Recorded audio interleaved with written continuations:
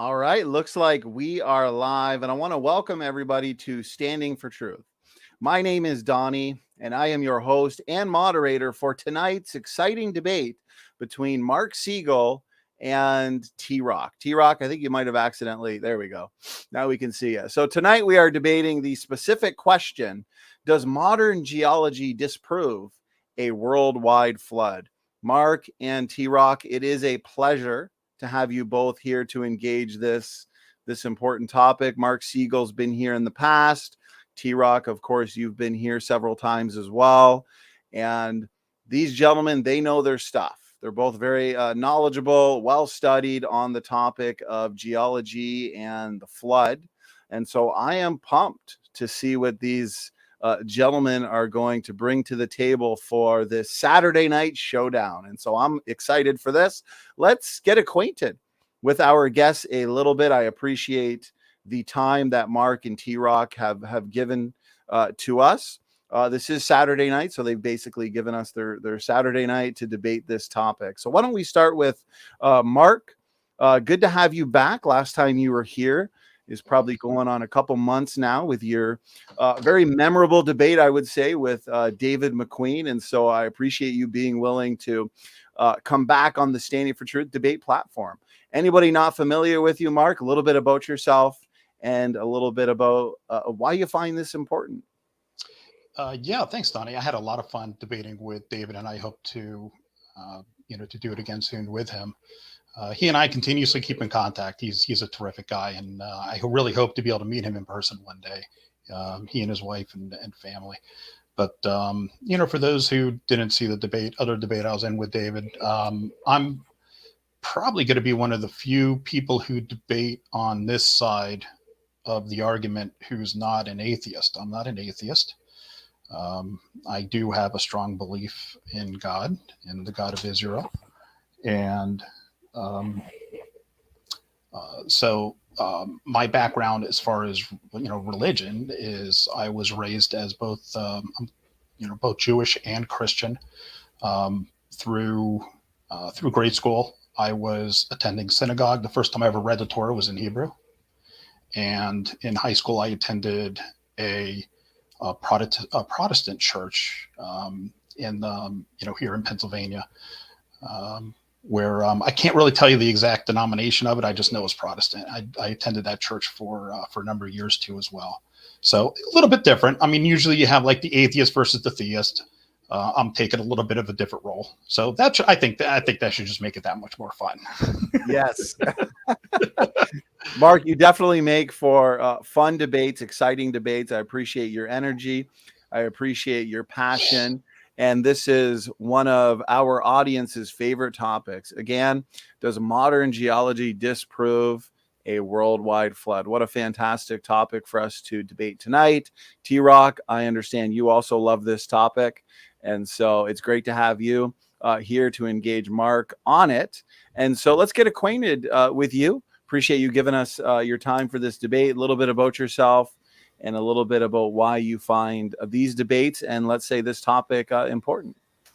Thank you, Donny, for hosting us. Appreciate you putting this together. I know it takes a lot of work to do that.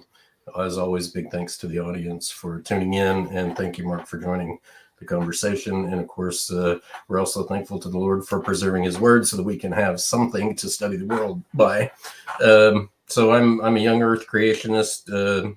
Specifically the position that the Earth is about 6,000 years old, plus or minus, I'll get my own numbers, but plus or minus maybe 200 years. There was a flood about 4,400 years ago that literally had 100% of the land area submerged underwater, about 4,400 years ago. So everything we see alive on the planet today is direct descendants from the survivors of that flood. Some of it's plants and fish and aquatic animals and stuff like that. The rest, of course, is people and land animals. So it's this, I defend the straightforward biblical position. And just in case anybody's interested, I am not what you would call a King James onlyist, but I only use the King James version and I only recommend it to other people. I don't discredit other translations in the English, but I don't use them and I don't recommend them usually. So With that, I'm looking forward to this conversation specifically on geology and how secular science approaches this subject. And of course, I'm defending the position that they did not, nor can they, disprove the global flood through, naturalism, modern scientific methods, and geology specifically.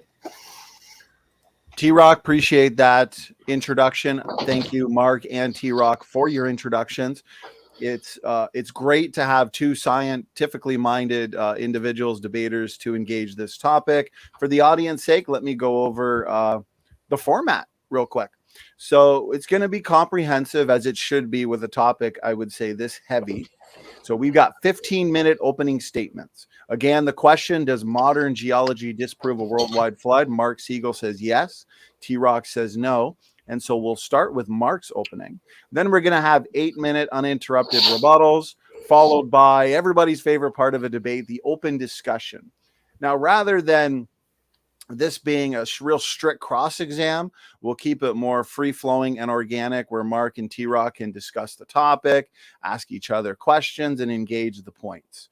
Then we'll have a 5-minute closing statement where the debaters can wrap up their thoughts and points for tonight. Then this is where we get you guys in the audience involved. We will be having a roughly 25-minute audience Q&A period. Let's make sure to keep the questions on topic. Tag me at Standing For Truth or at Donny. And also just let me know who the question is for. Question for Marc, question for TRock.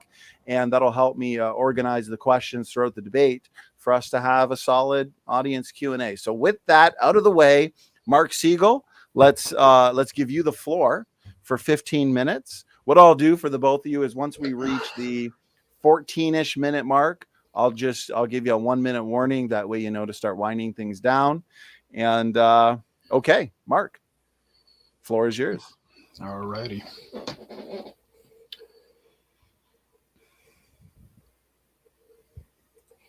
Let's see.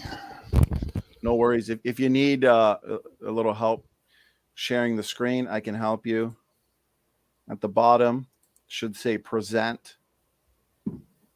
Once you click present, it'll give you a few options, Marc. Chrome tab, window, or entire screen. Yeah, there we go. Are we good? We are good. Okay.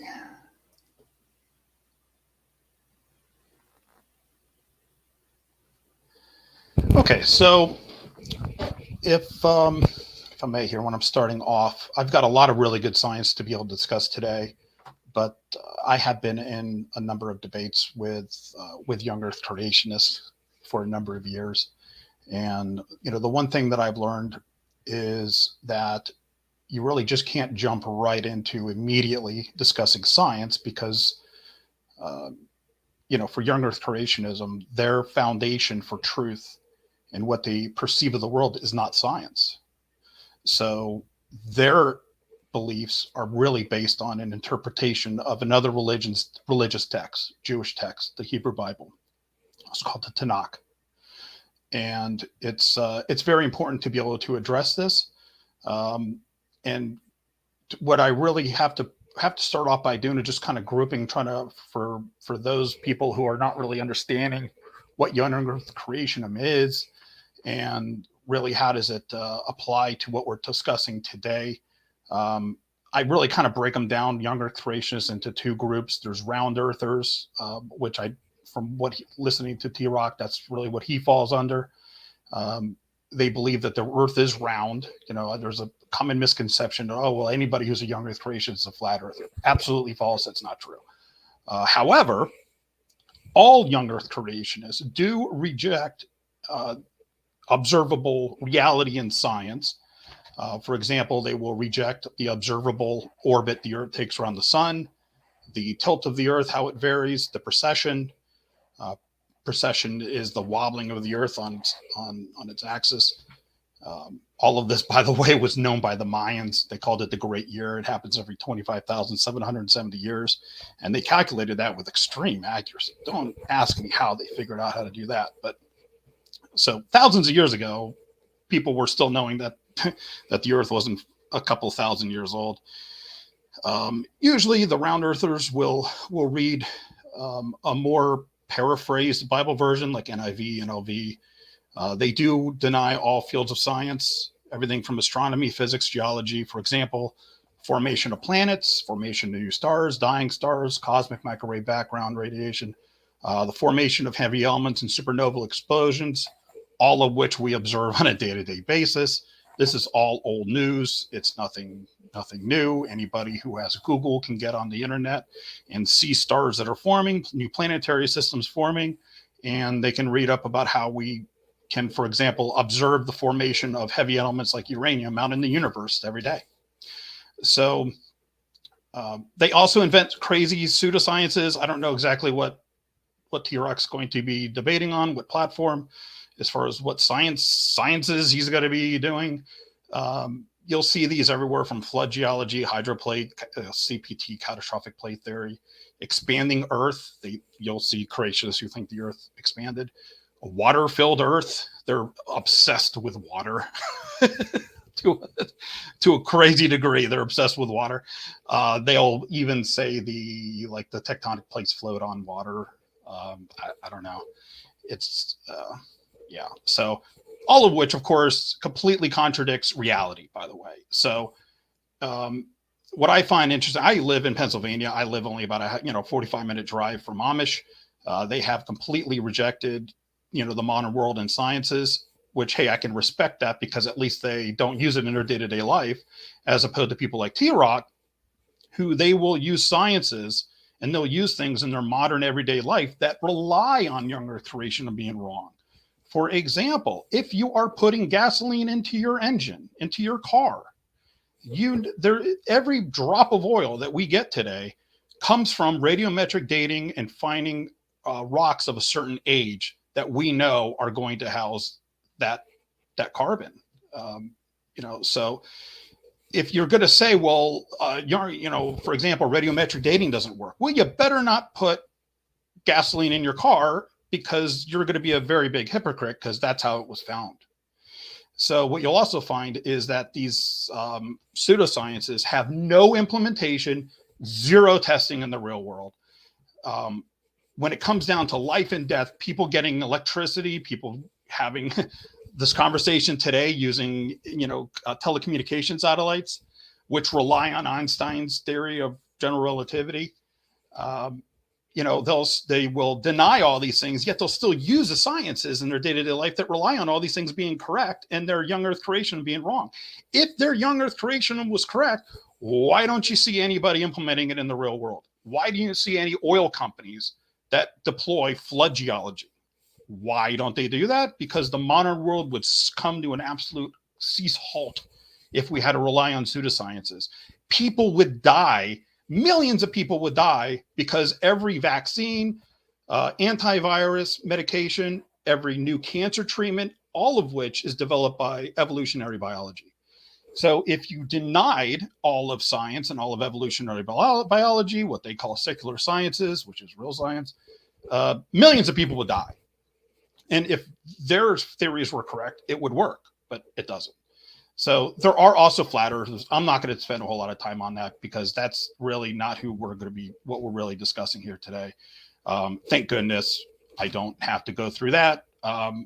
They do invent their own pseudosciences like flat earth geology, flat earth gravity, flat earth cosmology. It's still just as wrong. I see no difference between flat earthers and round earth creationists. They're pretty much all one and the same, both of which rely on sciences that are implemented in the real world. Both rely on imaginary science, so it doesn't really matter. Good.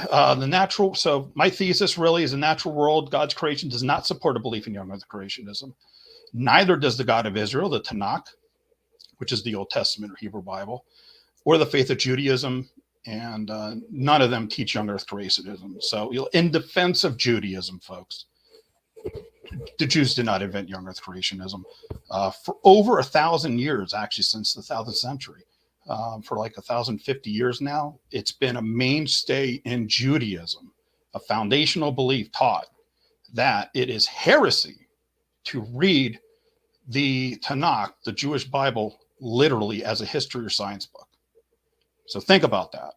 That is the equivalent of somebody saying, and there are religions, I'm not going to name them, who believe that the Gospels prove that Jesus wasn't crucified, which I believe is ridiculous. But they'll say they believe the Gospels are proof that Jesus wasn't crucified. That is on par with saying that the God of Israel teaches young earth creationism. You have other religions trying to dictate a false interpretation of Scripture, and it's absolutely blasphemy. There's no other words to be able to describe it. So the Jewish people do not describe the young earth creation. In Genesis, it's their creation story. Remember, we're talking about how TRock interprets the Jewish Bible, not the Christian Bible. This is a different religion's Bible. He's never stepped foot inside of a synagogue. He's never probably willing to bet he's never even sat down and talked and met with a rabbi before. Yet he's going to dictate how the Jewish Bible is going to be interpreted. Most importantly, it's an uncomfortable reality, so brace yourself. Fundamentalist Christians has zero connection to the Hebrew Bible. And they really have no right to dictate any interpretation of the book of Genesis. The authors of the New Testament blatantly lied to connect their pagan beliefs of Jesus to the teachings of God of Israel and Jewish scriptures. And I'll give you examples. The biggest marketing scam in history was Christians printing their Bible with the Jewish Bible. It's no different than Mormons printing their book with the Gospels. It's no difference. So a lot of people don't really understand what the Jewish interpretation is and how it should be read for Genesis. Genesis 1 for the Hebrew Bible says, in the beginning of God's creation of heavens and earth. It does not say in the beginning God created. It's very important to understand, and you're going to see why. Genesis 1:2 says, now the earth was astonishingly empty. Darkness was on the face of the earth. Darkness was on the face of the deep, and the Spirit of God was hovering over the face of the water. So you notice it says astonishingly empty and darkness. There's no mention of this creation coming from nothing. God's creation is described similar to an artist who paints over an existing canvas. He paints over the canvas, which he creates emptiness and darkness, and then begins a new masterpiece. Jeremiah describes this pre-Genesis chaos and emptiness. And I'm purposely using Christian Bibles here, so you don't think I'm using a version of the Bible that no one's ever heard of. So it says here in Jeremiah that it was back to pre-Genesis chaos and emptiness. I looked at the skies and no stars, nothing, no mountains. It didn't say that there's no earth. This is a pre-Genesis chaos. It's giving you that idea of what did the world look like before Genesis 1 took place in this creation. How many creations have there been? How much time has passed since all these other creations? If you were to ask any rabbi, they will say, we don't know. We are not told by God. We're only told about this creation. So let me see here. No, hold on.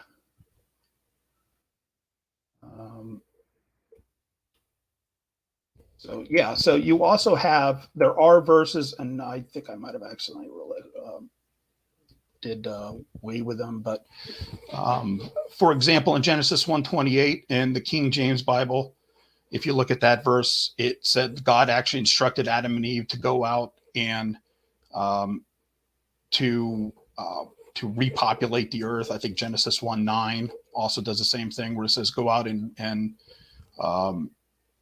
repopulate the earth. So, if you're looking at the verbiage and the text, even the authors of the King James Version, who TRock says that he subscribes to, look at those verses. If you look at Genesis 1:28, I think in Genesis 1:9 in the NIV, it'll say that God asked Adam and Eve to repopulate the world. So it's a completely different understanding of what young earth creationism teaches, which is why if you ever go into a synagogue, Jews don't read. There's no such thing as a Jew on earth who reads a Christian Bible. Any Tanakh that's attached to a Christian Bible, forget it. You'll never get to see any Jew read that. Just like you'd probably never see a Christian reading a gospel version that's attached to the Book of Mormon. Same thing. these are some of the verses. The reason why I believe that Christians don't really have much of a say over what it says anyway in Genesis is because the entire purpose, when you read the New Testament, their attachment to the Jewish God and the Jewish Bible is they are saying here, it's not because, I'm saying it's true just because I say so. They're saying it's true because it's written. But there's a problem. Like, for example, you see here in Luke about the claims of Jesus, that it was necessary to rise from the dead, dying for the sins, all of which it says, these are only true because it was written. Well, guess what? They're never written. I challenge you to go find verses in the Hebrew Bible that say that the Messiah rose from the dead, sacrificed himself for your sins, or that believing in some type of a human-like God as your personal savior is required to enter heaven. All inventions of the Greeks who wrote the Bible, of the New Testament. None of that is actually in the Old Testament at all. And for this little section here, I'm going to end with the statement of faith by Answers in Genesis. What this says is it doesn't matter what science, history, chronology, what anything says. All that matters to them is how they interpret this, is how they interpret Scripture. What can be proven scientifically really has no matter to them. That's why you'll sometimes just see them using science as a distraction. But that's why I had to start by doing this stuff and look at my second chance here when my rebuttal to TRock. I'm going to get into a lot of the science of what we actually see out in the real world that disproves young Earth creationism. Okay, that's it for that for now. Marc Segal, thank you very much for that roughly 15-minute opening statement. We're now going to hand it over to TRock. TRock, whenever you're ready, feel free to get your screen shared and we'll give you the floor for your opening statement. To the audience, I will let you know that I am all caught up on questions. And so I appreciate the questions that have already come in. Again, just make sure you're tagging me with your questions, either at Standing for Truth or at Donny. Okay, TRock, we've got 15 minutes for your opening statement. And so whenever you're ready, I will set the timer. And okay. How's it looking on your end, TRock? Okay. I just hit share screen. Yes. Looks good. Okay, good deal. I'm going to hit start on my own timer here. Okay. Title of the debate is, does modern geology, didn't hear very much geology just now. I'm not going to go through a rebuttal of what was said, but I really didn't hear very much geology at all. The closest thing I heard to geology is you can't find oil without radiometric dating and without the age of the Earth being billions of years old. Now, having said that, back to the title of the debate, does modern geology disprove a worldwide flood? And of course, the answer is absolutely not. What I'm going to share here,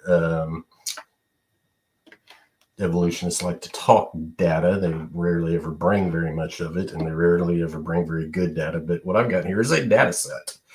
And what you're going to see, I'll enlarge this for people looking on a small screen. All geologists know mega sequences, right? A mega sequence is typically described as being, well, first and foremost, they're very large, but they're bounded by upper and lower unconformities. And unconformity is basically a technical term used to obscure the fact that there's a whole lot of missing time, so to speak, between particular sections of rock. So, but mega sequences, they're very large. And what you're seeing here, so there are 6 mega sequences described in the U.S., Sauk, Tippecanoe, Kaskaskia, Absaroka, Zuni, and the Tejas. And I believe these are in order, and I'm not strictly sure about this, but so you can definitely tell I'm a layman at best. But nevertheless, I believe these are in the order in which they appear from the bottom up. So Sauk refers to Cambrian, Precambrian, all the way to Ordovician. 12,157,200 square kilometers. For those who prefer miles, 4.66 million square miles is the Sauk sequence. Tippecanoe, 10.25 million square kilometers, or 3.9 million square miles. Kaskaskia, 11 million square kilometers, 4.2 million square miles. Absaroka, 11.54 million square kilometers, or 4.4 million square miles. The Zuni is 16 million square kilometers, or 6.1 million square miles.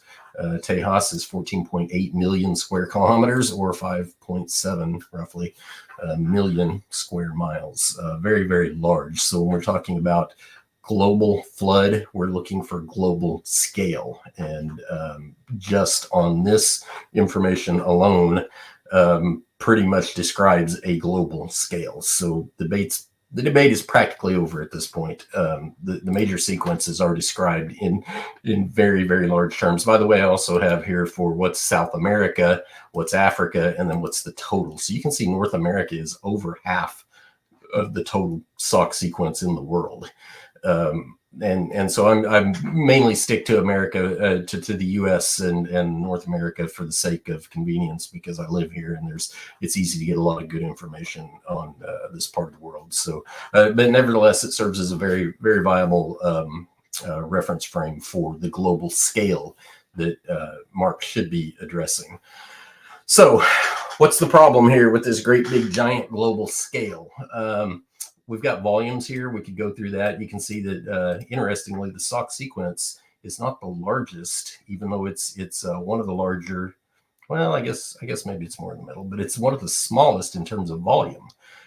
It's the Tejas, which is the youngest. The Tejas actually represents Cretaceous, I believe. So it's the youngest of those mega sequences, but yet it has the highest volume in North America anyway. And 17.7 million cubic miles is not an insignificant fraction of 79.5 worldwide cubic miles, or kilometers we're dealing with here on this side. But anyway, it's not an insignificant fraction of the total volume of Cretaceous / Cenozoic sediment. So scale is very, very big. In doing this, so one of the first things I did was I went looking for some good information on mega sequences, and I basically, when I'm doing research like this, because I don't have just open access to a whole lot of stuff because it's behind paywalls, I just kind of have to go with basic internet searches. Is my it's not showing up over there. I'm not sure. I may have to. Donnie, I need to switch windows real quick. I need to stop share and reshare.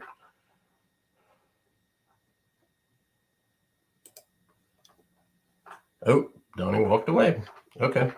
I guess I won't be sharing that yet. I'll just say this, that I when he gets back, I'll share the other screen that I had. Basically, when you go reading through the literature and you're trying to figure out what they're describing, I'll show you some of the quotes. Well, there you are, Donnie. I need to share my screen again.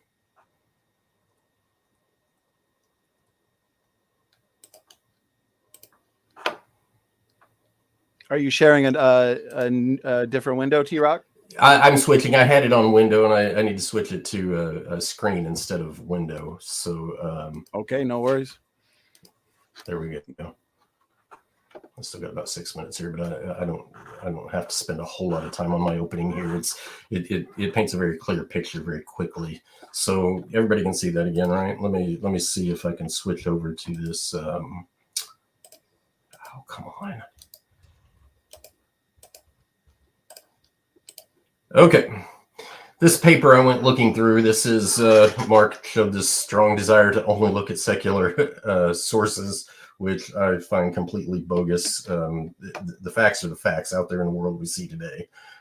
It's extremely disingenuous to disregard the observable facts, no matter who's reporting them. So what I've got here is a paper. This is through researchgate.net. It's by some authors named John H. Bush, Robert C. Thomas, Michael C. Pope. As near as I can tell, this was written in 2012. So it's a little old, 11 years old or so, but not terribly ancient.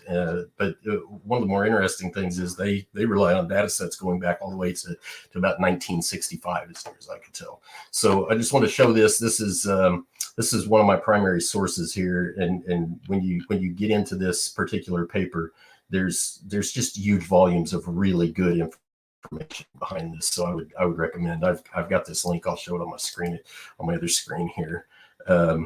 It's this right here, researchgate.net publication.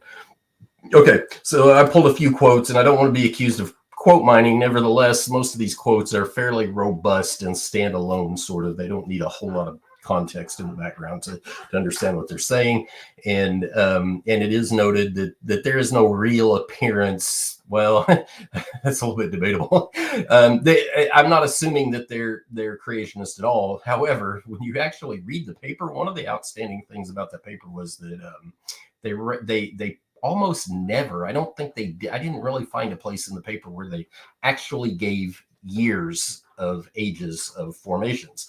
They only gave the geological references like Cambrian, Ordovician, and so on and so forth. But he says in this paper, he says each grand cycle, he's describing the mega sequence, the Sauk mega sequence in particular is what this whole thing is about. He says each grand cycle consists of a shale and sandstone base deposited at sea level, transgressed onto the craton, which is basically large basement rock. The basal siloclastic units are gradationally overlain by carbonate, which was deposited as sea level continued to rise and an extensive carbonate platform developed.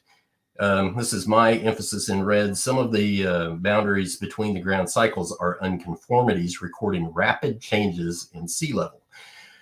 Meter scale showing upward cycles. Meter scale showing upward cycles are common within grand cycles, but they have not yet been regionally correlated. Okay, this next paragraph is one of the more telling ones. I'm gonna put some emphasis on here for a really good reason. The stratigraphic relations for several of the Sauk megasequence carbonate platforms in North America have been documented in terms of sequence stratigraphy, computer modeling, and high-frequency eustatic cycles.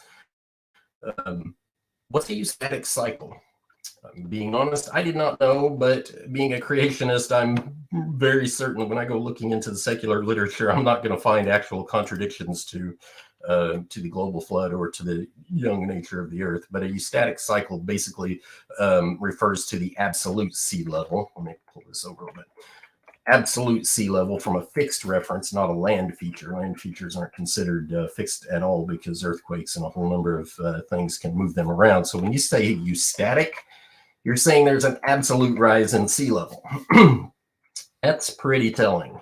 How do you get an absolute rise in sea level? There are a couple mechanisms to do it. The most obvious I'll stick with is that you have to have something like, let's say, ice above normal sea level melts and goes down into the sea. You can get a rise in sea level if you have a significant amount of it. By the same token, you can erode or, by earthquake or typical water erosion, whatever. You can basically force the dirt and soil and the rocks that are above sea level down into the sea level, and you will get a eustatic rise. It will be an absolute rise in sea level at that point. And there are other mechanisms, but I won't spend a lot of time going into that. I just think it's extremely interesting that in this peer-reviewed secular literature, they're identifying eustatic sea level rises and cycles. That's kind of interesting. How many times can you have a eustatic rise in sea level? The Medellin Formation was previously subdivided into the informal lower, middle, and upper members, but these designations are misleading because they are commonly interbedded and do not have time stratigraphic boundaries. Ouch. That's kind of telling. In other words, they don't have a way of knowing the ages because they're just fingered together in such a way in basically many unconformities is kind of what it's alluding to. So, in other words, there's no apparent time transpiring here, and it's very difficult to sort those out. So I guess I'll go down here. I've got one more good quote from them. These three members probably correlate to the Meager limestone, Park Shale, and Pilgrim limestone, respectively. But the lack of identifiable fossils in this dolomitic unit make precise correlation very difficult. That's another big red flag. Based on lithographic correlations, it was deposited during the middle late Cambrian. So what he's saying here is lack of identifiable fossils makes precise correlation very difficult. But you got to ask yourself, first of all, these deposits are marine sediments. Limestone is a marine sediment, for sure. So the fossils that would be in there would be expected to be marine fossils. But how did marine fossils put the dirt on top of the continent? And what in the world do they have to do with physical processes that can put the dirt on top of the continents? The answer is absolutely nothing. You need what's described in the final sentence there, based on lithographic correlations, you need rock correlations to help understand. Sorry, I'm trying to stop my timer here. You need rock correlations to understand the physical mechanisms of what put marine sediments on top of the continents. The fossils can't do it. They can give you some interesting information. They can give you good information, but they can't inform you anything whatsoever of the actual geophysical mechanism that put marine sediments on top of continents. There's another really good point that needs to be made here too in this, and I think I have it further. Where do I have it? I have it in it's basically on a website. I think I got to follow one of these links here. It's going to have to do with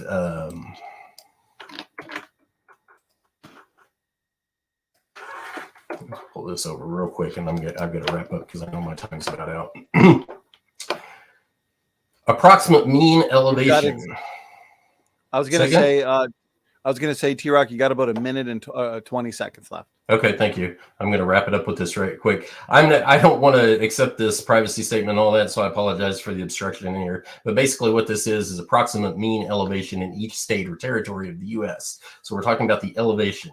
One of the interesting things you might notice here that is extremely relevant is this is the U.S. total, but Colorado, Wyoming, Utah, New Mexico, Nevada, Idaho, Arizona, Montana, Oregon, Hawaii, California, Nebraska. Okay, ignore Hawaii for the sake of my next point, is that those are all in the west of the U.S., and they're the ones, and you can see that they have these in descending order of average elevation for the state. So starting at 6,800 feet above sea level for Colorado, going down to Nebraska at 2,600 average feet above sea level. What that means is the western U.S. is at a much higher elevation because we only have about 9, 1, 2, 3, 4, 5, 6, 7, 8, 9, 10, 11, 12. We've got 11, not counting Hawaii, but we've got 11 western U.S. states here representing the vast majority of the high altitude. So the sequence that they were describing was actually, I think it was in the Montana area, which is right here below Arizona. So what's the problem? Where was the rest of the lower U.S. during the Cambrian period whenever it was being inundated by all these marine sediments? The paper doesn't discuss what the rest of the world looked like whenever the highest land elevations in the U.S. are completely underwater. What's that say about the rest of the world? I will yield my time with that, and hopefully that provides a good starting point for our continued discussion.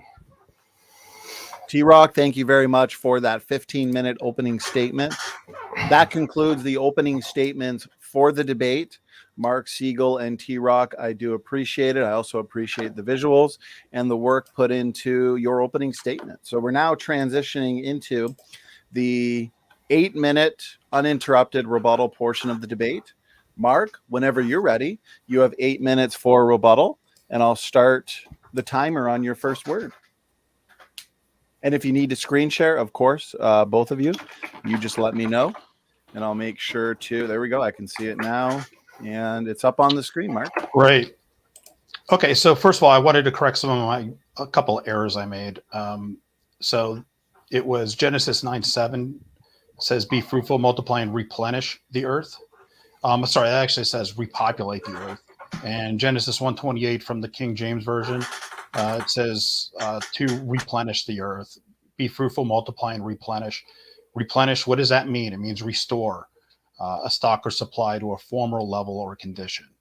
So if a creationist is going to say that they believe that the Bible is the word of God, you cannot use words like repopulate or replenish and think that this is the very first creation. This is why Jews aren't young earth creationists, folks. This is why Jews win Nobel Prizes in science.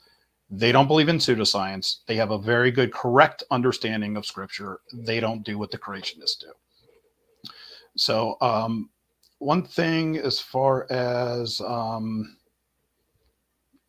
guess, to expand on what TRock was saying here. So if you look at stratigraphic layers, for example, in the Grand Canyon, it does not show one flood. It shows at least 4 different times that the Colorado Plateau was submerged underwater. So, and I don't know how much TRock understands about geology or, how rocks form. If you're going to think that rocks form on the surface of the ground, or the surface of the earth, it's going to be a tough debate. So if you have a good understanding of sandstone, how that forms, sandstone cannot form in a water world. Shale can't form in a water world either. You got to have dry land.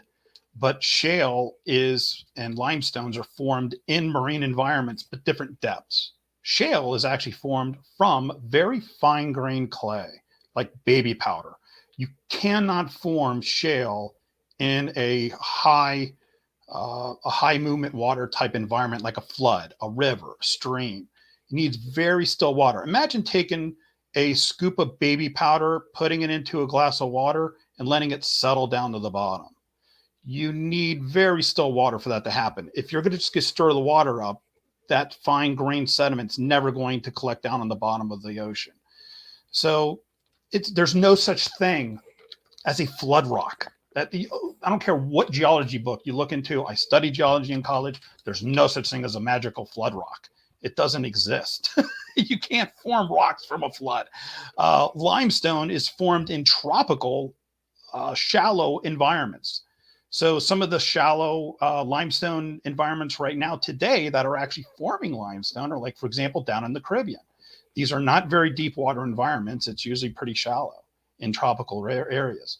So anytime you see sandstone that's formed on dry land, below rivers, lakes, openings going into the ocean or so, but that's when the Colorado Plateau was above sea level in sandstone. Shales, limestones, those are below sea level. So what happened is, through plate tectonics, we know through uplift that the Colorado Plateau was raised and lowered through plate tectonics. So, and I guess he was also talking about the levels of, actually first here, let me just do this. I want to make sure I cover this. So proving young earth creation was actually really easy through the fossil record. This is an actual unfossilized woolly mammoth, a baby mammoth. So all you got to do, TRock, is find one unfossilized dinosaur in the condition of this woolly mammoth. There are fossils of dinosaurs found in the Arctic Circle, that far north, where the ground is frozen year-round. So preservation is not a problem. They also find dinosaur fossils down in Antarctica, minus 70 degrees Fahrenheit temperatures. Preservation is not a problem. So all you got to do is find one. And we find unfossilized woolly mammoth bones down in South Carolina, where it never freezes. All right. So all you got to do is find one. It's an animal that has its actual skin, as you can see from this mammoth. Skin, teeth, bones, eyes, organs, fecal matter even inside. These animals still smell bad. They're that well preserved. Look at these. All you got to do is find one dinosaur like this. But, this is the con of young earth creationism. What they'll do is they will extort money from the public on an exhibition, exhibition to go find excursion to go find the Ark, which I don't think there've ever been a paid trip out to the Middle East to find the Ark that they haven't found one. That's really convenient.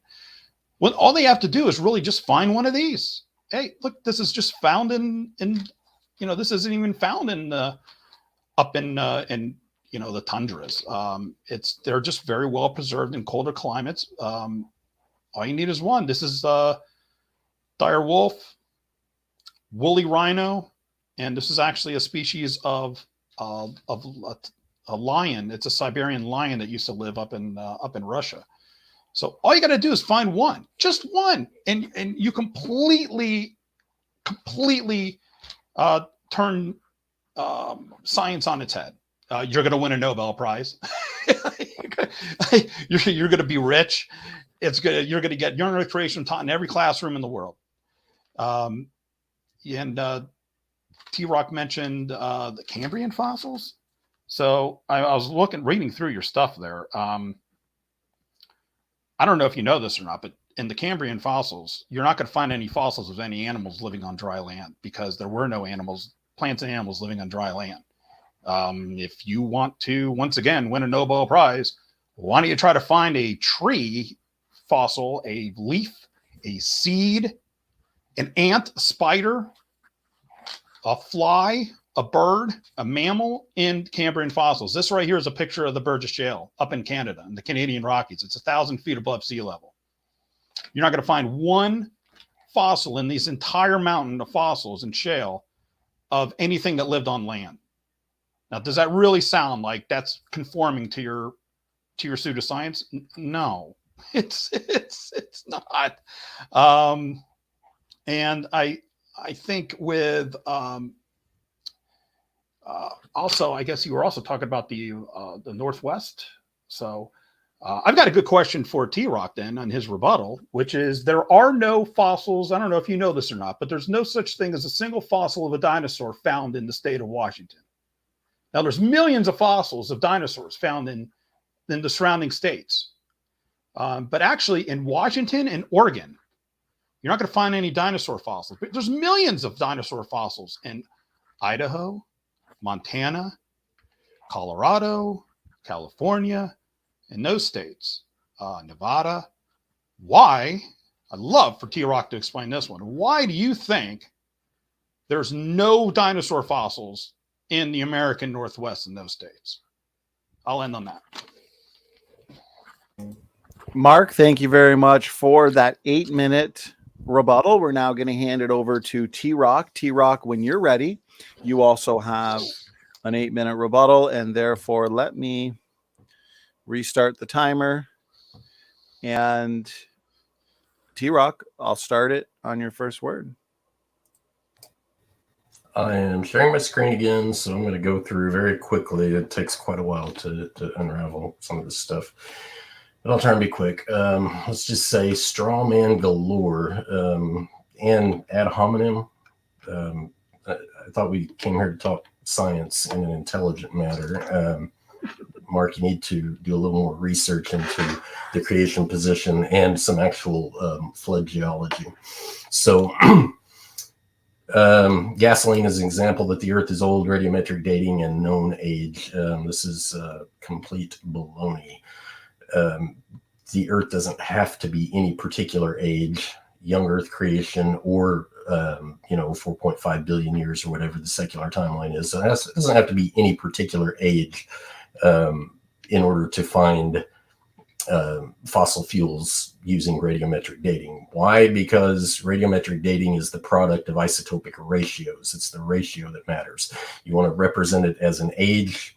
That's called a convention, meaning it's very subjective. You could just as well leave them as numeric ratios and say everything above 0.50 blah, blah, blah is dinosaur, fossil bearing, fossil fuel location. Everything below that is non-dinosaur, fossil bearing, non-fossil fuel containing rock. You can represent them as ducks or colors, or anything else you want. The way fossil fuel is actually found is not radiometric dating exclusively anyway. The way it's actually found is you go out there and you detonate charges in the ground to create sonic waves up and down, because it's not enough to know what the supposed age is, or the isotopic ratio, as it were. You want to know how much oil is there and if it's accessible.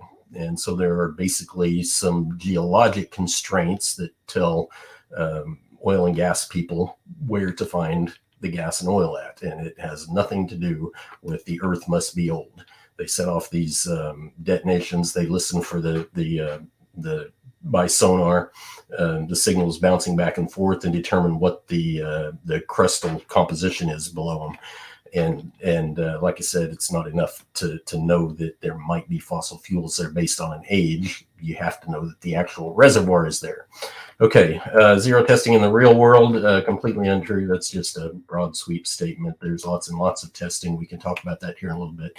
People would die because medicine is developed by evolutionary biology. Again, completely untrue. For evolution to be true, you have to have millions and millions of years, but you cannot develop any medicine by any process that literally takes millions and millions of years, because that is what would kill everybody from not having available medicine for the next, 10, 15, 20 million, 3 billion years. Not a very good argument at all. Cannot form shale in high energy water. This is a pretty subtle, I think, a pretty subtle straw man, but it's a straw man nonetheless, and it's kind of a straw man grand mal. Nobody's supposing that shales or limestones or anything else form on the land or in the high energy water. The argument is that the shales and the limestones came from the ocean floor onto the land. They were already formed for the most part. There may be some exceptions we can talk about, particularly where limestones and dolostones are formed. Imagine baby powder in a glass. This was kind of funny because John Mackay gave a presentation here at some time in the past that I listened to. He made this really brilliant point. This same example is used in textbook at lower grade school level kind of stuff, and his comment was, if the earth were a glass of water, that'd be a great experiment, but it's not. So again, we're not dropping powder onto water and watching it settle to the bottom. That's not what a global flood is. He said limestone is formed in tropical shallow environments. Some limestone is formed in tropical shallow environments, but not all of it. The vast majority of it is actually just chemical composition, non-biological in nature. He said plate tectonics upward, Colorado was raised and lowered. That's actually not terribly different than the creationist position. Then during his rebuttal, he made all these other really weird statements. Mammoths. All you got to do is find one unfossilized dinosaur. So I got to ask, and we'll get to talk about this in a minute, but what do you mean by unfossilized? So people toss these words around: fossilized, permineralized, so on and so forth, but you got to be a little more specific, because there are unfossilized dinosaurs all over the world. Some dinosaur fossils are 100% permineralized. Some are partially permineralized. Some are 0%, for all intent and purpose, permineralized. They are literally completely individual bones or bone fragments that are found, have been identified, that are completely unpermineralized. They're in all sorts of states. But he was comparing to a woolly mammoth whose soft tissue was still largely present. Of course, soft tissue has been found in dinosaur bones as well, not to the extent of woolly mammoths, which I think is where his argument really should have tried to go. But what's the problem with the whole mammoth comparison anyway? He pulled up a fossil from the Ice Age and tried to associate it with the flood 4,400 years ago. They're two different events with two completely different physical characteristics and biological expectations for the outcome. So, Mark, you're not even comparing flood geology to flood geology. You're comparing Ice Age geology to flood geology.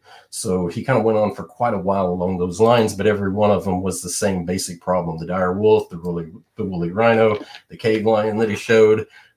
He talked about cons the creationists are cons because they have products that they spend money to create and teach people, and then they ask for some kind of financial compensation, kind of like if you go to a Disney theme park, you got to pay for it because somebody spent money to do it.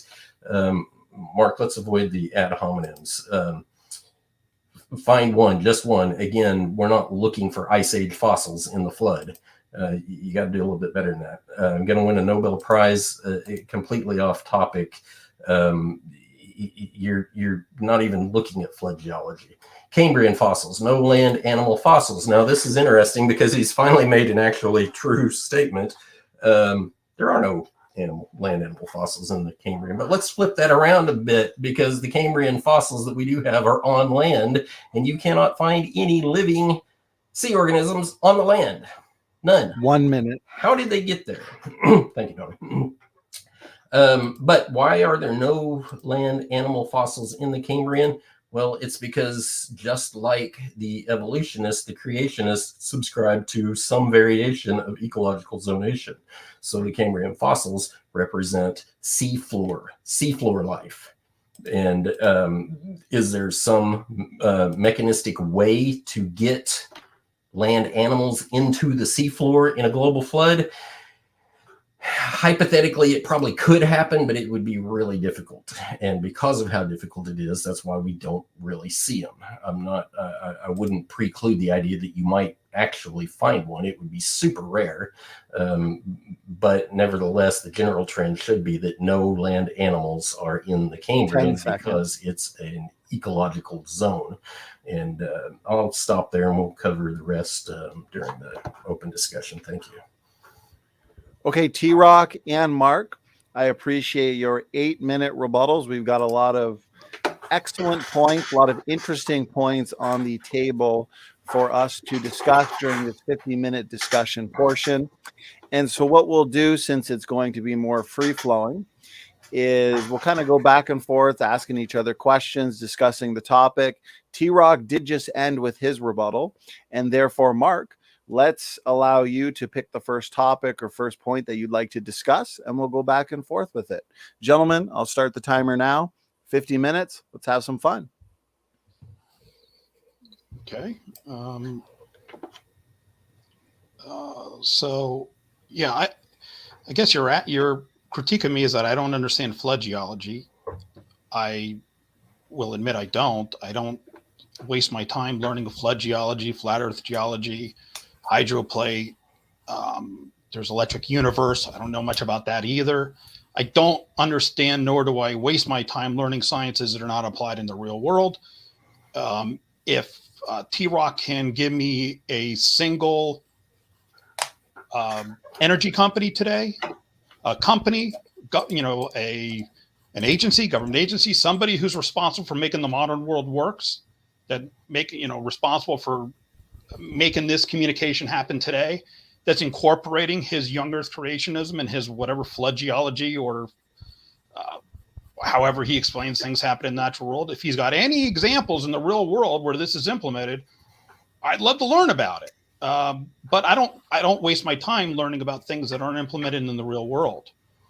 He says that there's, like on how you just set off explosions or something like that to be able to find fossil fuels. I mean, there are things like as far as, there's gravity measuring, but there are, once we find the oil, then we need to be able to do what's called seismic tomography, which is actually then what you're talking about then, TRock, which is through the vibrations in the earth going through and actually mapping out the inner earth, which we can do very, very accurately, by the way. Nothing really conforms to your water world. I don't know flood geology, but I don't know. Okay, so can I interject for a minute real quick? Go ahead.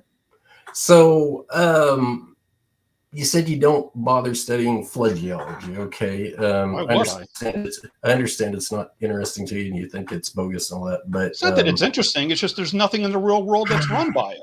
Okay, so the problem here is if you don't study flood geology, you don't even know the model you're arguing against, and it's clear that you don't. I'm So using the I real would world. assume though, I would assume though that you Uh-huh. do study standard secular mainstream geology, right? So do you? You believe in it because you're using it right now. No, Mark. That's basically a false equivocation.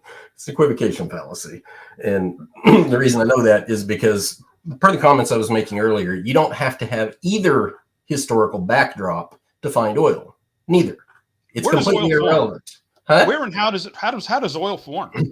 Oil, a lot of oil is from algae, a form of algae deep below the crust of the onshore stuff that we do. It's offshore as well, but a lot of it's algae composition, plankton, that sort of thing. Oil can also form from coal. Oil can also form from yeah. They're made of different things, but so it's still oil. Where does it's still where in the oil, earth? Mark. Like where in the earth? Where does it's still okay? So in the context of land-based oil, basically or water, there's no difference between oil's oil. We find it in the same rock. Do you want to hear this or not?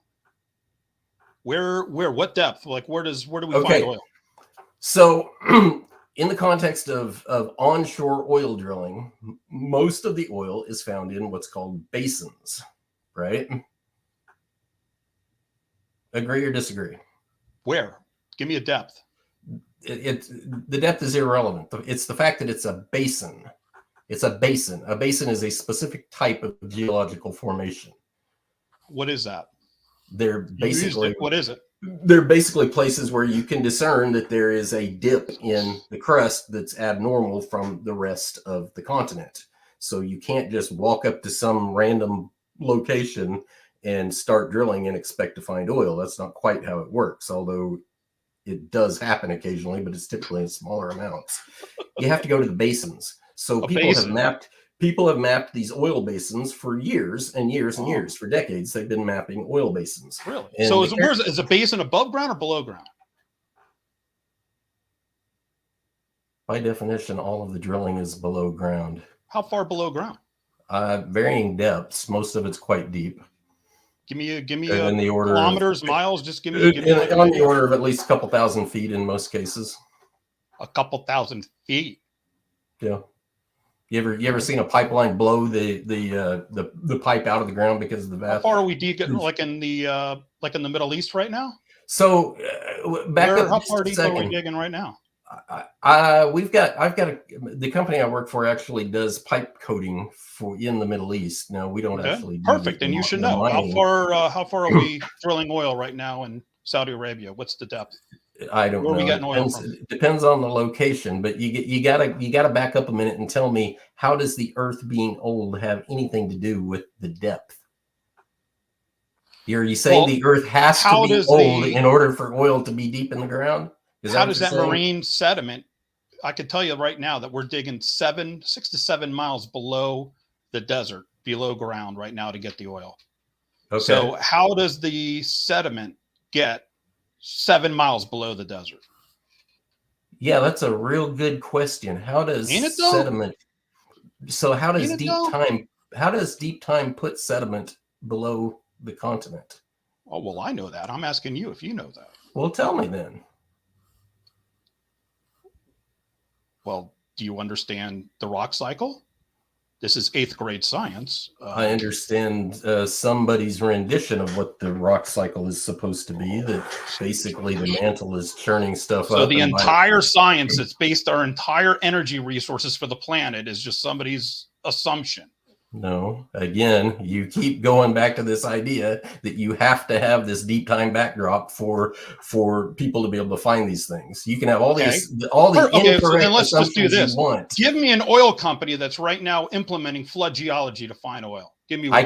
I couldn't do that, but it's irrelevant. Why do you think that is? You're missing the point that it's irrelevant. No, I'm not. If I were to tell you that, why would you have all the incorrect assumptions you want about the age of the Earth, and it has nothing to do with actually being able to find oil. Perfect. I'll give you the benefit of the doubt. I'll say flood geology is absolutely true. Give me an example of where it's working in the real world to provide energy for the world and provide medicine to the world to be able to save millions of lives. Okay, I'll start right with the now, medicine millions of lives are being saved through antibiotics, medicines, and so forth. And the oil and the resources that you get and that you put into your car every day that runs the modern world. Just show me an example to prove to me. I'll give you the benefit of that. I'll say, yes, I'll tell you it's true. And there's a good chance it might be true. All you got to do is provide me an example where it's running right now and working in the real world. Go ahead. And I'll jump on board to flood geology. I think you prove to me it's not a waste of time. Are you going to listen or are you going to keep interjecting? I'm interested. Okay. One more time, Mark. It's irrelevant how old the Earth is, or whether I'm not talking about the age of the Earth. Forget about it. Forget about it. Just tell me where your flood geology is implemented in the real world. Forget about age of the Earth. Pay close attention. Pay close attention. You got to hear it. Well, if you stay on point. I'm going to be on point. Okay. The methods that are used are chemical, geological, and mechanical. The methods are 100% real-time methods. You got to know what the isotopic ratio is for radiometric dating, as it were, right now. You don't need to know what it was 20 million years ago or 65 million years ago. You got to know what I was talking about the geological mechanisms that are used. For example, I brought up the sonar technique. You got to know what that is today. What sonar technique? What are you talking about? I described this a while ago. You detonate a charge underground. You have sensors on top of the ground. You listen for the echo going up and down. You figure out what those rock strata are below you. It's called seismic tomography. My gosh, okay, call it whatever you want. The bottom line is you don't need a backdrop of flood geology or deep time to be able to do seismic tomography. You don't need either. It's irrelevant. You just got to blow up the charge and listen. That's it. How do they find that place though to be able to start exploding stuff? You think, hey, I live in Pennsylvania. I haven't gotten it. You know what? I don't have any explosions going around me. Why don't I have oil rigs right now, like big oil drilling platforms, like just in Pennsylvania right now? Why don't I have any explosions going off, TRock? I will show you. How many explosions happen in your neck of the woods that they're just searching for oil? I'm in Oklahoma. They've got oil wells all over the place in Oklahoma. Why do you think that is? People sell property rights here. Why don't I have it though in my area? I'm fixing to explain it to you, Mark, because it's not rocket science, and you don't have to have an ancient Earth to be able to do this. I'm just trying to get an understanding of where do they even decide where to start exploding stuff and digging holes in the ground? You think it's just they just flip a coin and oh yeah, let's just dig over there. Let's just put an oil drill over there. Donny, I'm sharing my screen. Can you bring that up for me? Okay, see this, Mark? Underground. Now, this is not oil per se, but this is what underground rock geology looks like. This is that paper from the mainstream science that I was trying to present earlier. When you look at this, what you see is that the rock formations are interstitched. And I did read one of the quotes. They're kind of interstitched between each other. So you follow particular types of rocks and to where their boundaries are. And those are the clues you need. The physical boundaries as they are today, those are the clues you need to be able to trace down where the oil might appear. And again, they're in basins, which basically implies that it's a depression into the ground that's abnormal. What does it say on the small print right there? How do they, what does that say in there? What type of rock is that? What does that say on the first line there toward the right? This regional lithostratigraphic comment here? Is that what you're talking about? Right where you're highlighted, just read. Regional lithographic correlation and biostratigraphy of Cambrian Ordovician rocks in Northeast. Great. How did they determine the age of that rock? How do they know it's Ordovician Cambrian? Interesting you said that, Mark, because I made this comment earlier that in this paper, they almost never even give a numeric age for anything. They simply call it Cambrian, and it's called Cambrian. It's called Cambrian because of the types of fossils that are found in there. Has nothing whatsoever to do with the age. Are you serious? Yes, I'm totally serious. So oh my The God. fossils TRock. exist in the seafloor. Fossils come Geologic from the seafloor. periods. Say again? These are names of geologic periods. What on earth are you talking about? They're associated as geologic periods, but they're named by the types of fossils. Actually, the Cambrian, as you should well know, the Cambrian is named by a location in the world where the fossils were first discovered. And then when you find the same fossils in another part of the world, you call that Cambrian as well. And then you pretend it's a particular age based on what method? Dude. What method tells you the age? There's no way you went to school. No chance. What method tells you the age, No Mark? What method tells you the age? If you don't know by now, there's multiple. I know really well, Mark. I'm asking you, what's the method? It's a simple 2-word answer. How about fossils? Fossils don't tell you the age.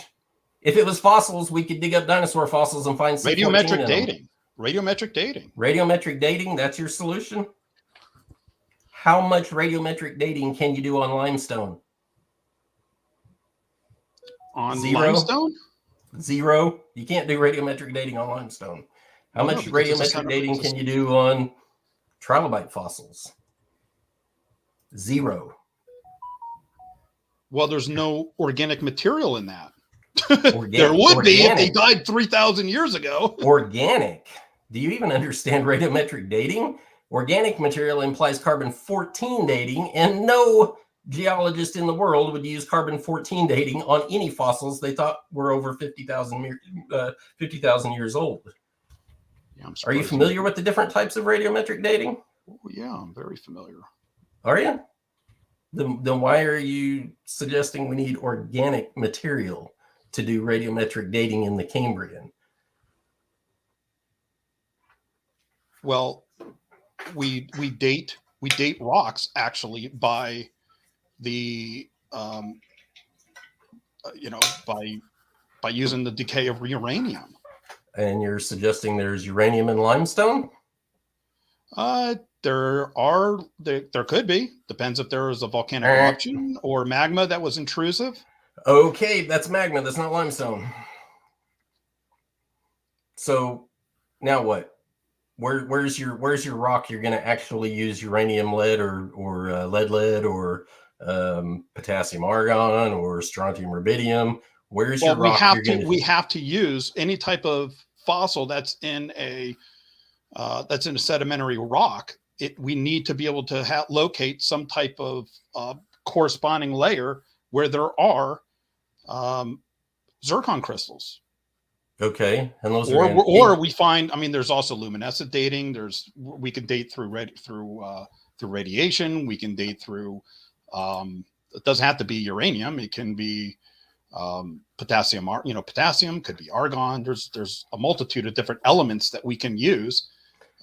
There's always radioactive elements falling. I mean, there's like 100 million tons of matter from even outer space comes down onto the planet. Okay, well, it has to be in specific locations in the rock record to be able to use it that way, does it not? What's your point? Of course, we have to use it. Mark, why don't you read this? Why don't you read this paragraph? You still have you have all of these things are like the article you just pulled up is completely destroying your entire point because they're saying that it's Cambrian Ordovician. If everything came from a couple thousand years ago, then why don't we see trilobite fossils that are next to whales? Because trilobites and whales live in different ecozones. That's whales are highly mobile. Trilobites are mobile, but not like whales are. They lived at different depths. What are you talking about? Yeah. So you also said are you implying that in a global flood, by necessity, that a whale and a trilobite at different depths should have to come together and be deposited in the same place? Is that what you're implying? Where do they go when they die? Do they not fall down to the ocean floor? Sure. Okay. Are you saying that a dead whale on the bottom of the ocean and a dead trilobite on the bottom of the ocean is going to somehow magically go to different levels?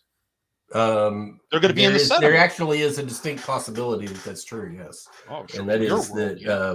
Sure. that is that when a whale dies, he might be actually floating way off into a very deep place where there are no trilobites. The vast majority of the biota lives very close to the coastline. So if whales who can swim quite well in a global flood happen to get further offshore before they die, why would they be near the shoreline biota? Whales don't spend that much time near the coastline. Sure they do. They also spend a lot of time. I mean, I know you're landlocked, but what are you talking about? They spend a lot of time migrating the entire world, Mark. If they migrate the entire world, they spend a lot of time away from the coastlines. Yeah, and they also go right near the coast. Like go to the California coast. What are you talking We're talking geology here. Why don't you read this? Why don't you read this paragraph out loud from the mainstream literature for us? What is this even saying?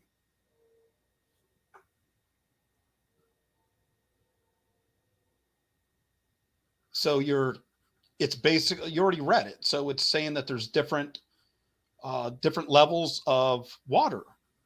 Of course there are. I mean, you didn't even answer my question on why there's no fossils, by the way, in the state of Washington. I don't think you gave an answer for that. So that's interesting that you brought that up. No, that's great. That's a valid question. It totally is. I'm all about the valid questions, not the bizarre strawman assumptions. But that's a valid question. Why aren't there whale fossils in Washington? No, not whale fossils.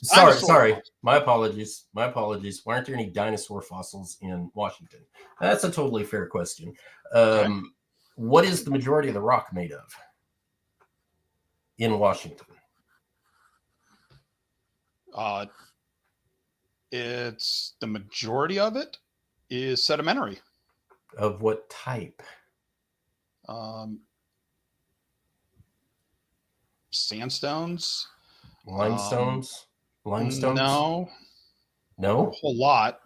You also have a lot of metamorphic rock. Metamorphic isn't sedimentary. No kidding. Well, metamorphic is sedimentary because sedimentary rock turns into metamorphic. Can be. Okay.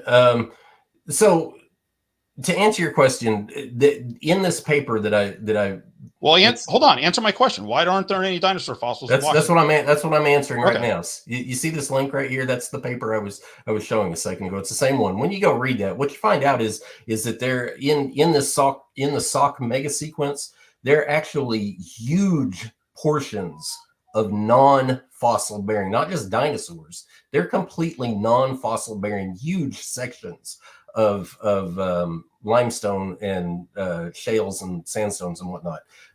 Why are there so huge sections with no fossils at all? That's also a major enigma for deep time evolutionary thought, because it has nothing to do with it, because the fossil ages that I'm talking about, we're talking about the dinosaurs didn't live during the Cambrian period in Ordovician. They lived during the Mesozoic. Mark, so why are there no dinosaurs? Dinosaurs don't live with clams either, but they're buried with marine organisms. No, they're not. Yeah. Where? They are. Where do you find dinosaurs and sea animals buried together? Where? All over the world. Go over to Hill Give me an Creek example. Formation. What formation? I just named Hell Creek Formation. Also, while you're at it, while you're looking that up, show me an unfossilized dinosaur. I want to see one of those too, because I'd love to see that. Yeah, it's called soft tissue studies. Have you ever? Yeah, what is the soft tissue? Tell me what the soft tissue is. Specifically, what is it? The soft tissues are besides bone, it's the softer stuff like blood vessels, what is the soft tissue. No, what is the soft collagen? What is the soft tissue? Collagen. What is collagen? Tell me what tissue. that is. What is a collagen? That's the stuff that makes up the anchor points of your skin and joints and stuff. So does that have look at this, Mark. What is collagen specifically, though? Collagen's a protein. Do you know how they have to get the collagen out of the dinosaur fossils? Do you know what they got to do? Mark, if they're getting collagen out of a dinosaur fossil, it's not permineralized. Correct, because it's called a protein. Proteins can actually last 50 times longer than DNA. Proteins so check this out. Hundreds of millions of years. I made the comment about aquatic animals. Nevertheless, here we go. This big list right here in the middle of the screen, all three of these columns here are modern animals. Some of them are semi-aquatic: turtles, snakes, salamanders, crocodilians, bony fish, jawfish, rays, sharks. There you go. There's all of these animals are found in stratigraphy that's dated back to Jurassic, Cretaceous era. So right, but do any of those animals that you just listed there, could we pull one up of those? It looks like what's alive today. Oh yeah, absolutely. Same species. Yeah, Mark, check this really? out. Coelacanth, allegedly 300 million years old. You know what it looks really? like? It looks exactly like the modern form that's still alive today. Actually, you're you wrong. See this? You recognize what type of leaf that is, Mark? You're blowing over my comments. I like how you're ignoring it. The coelacanth that's alive today doesn't look like anything in the fossils. It's a completely different species. It looks completely different species? Yeah, it looks completely different. You can name it whatever species you want. It looks like a coelacanth. It was readily recognized as a coelacanth when it was found. Does it look like anything alive today? No. Yes. No. see these long fins on here? This is what a fossil looks like. Does the fossil look? Does the modern fish look like it's plastered into 2 dimensions? No. But the general form of it is identical. That's why it was so easily recognized. Hold on. This is going to take me all but 5 seconds for you. Just give me a second.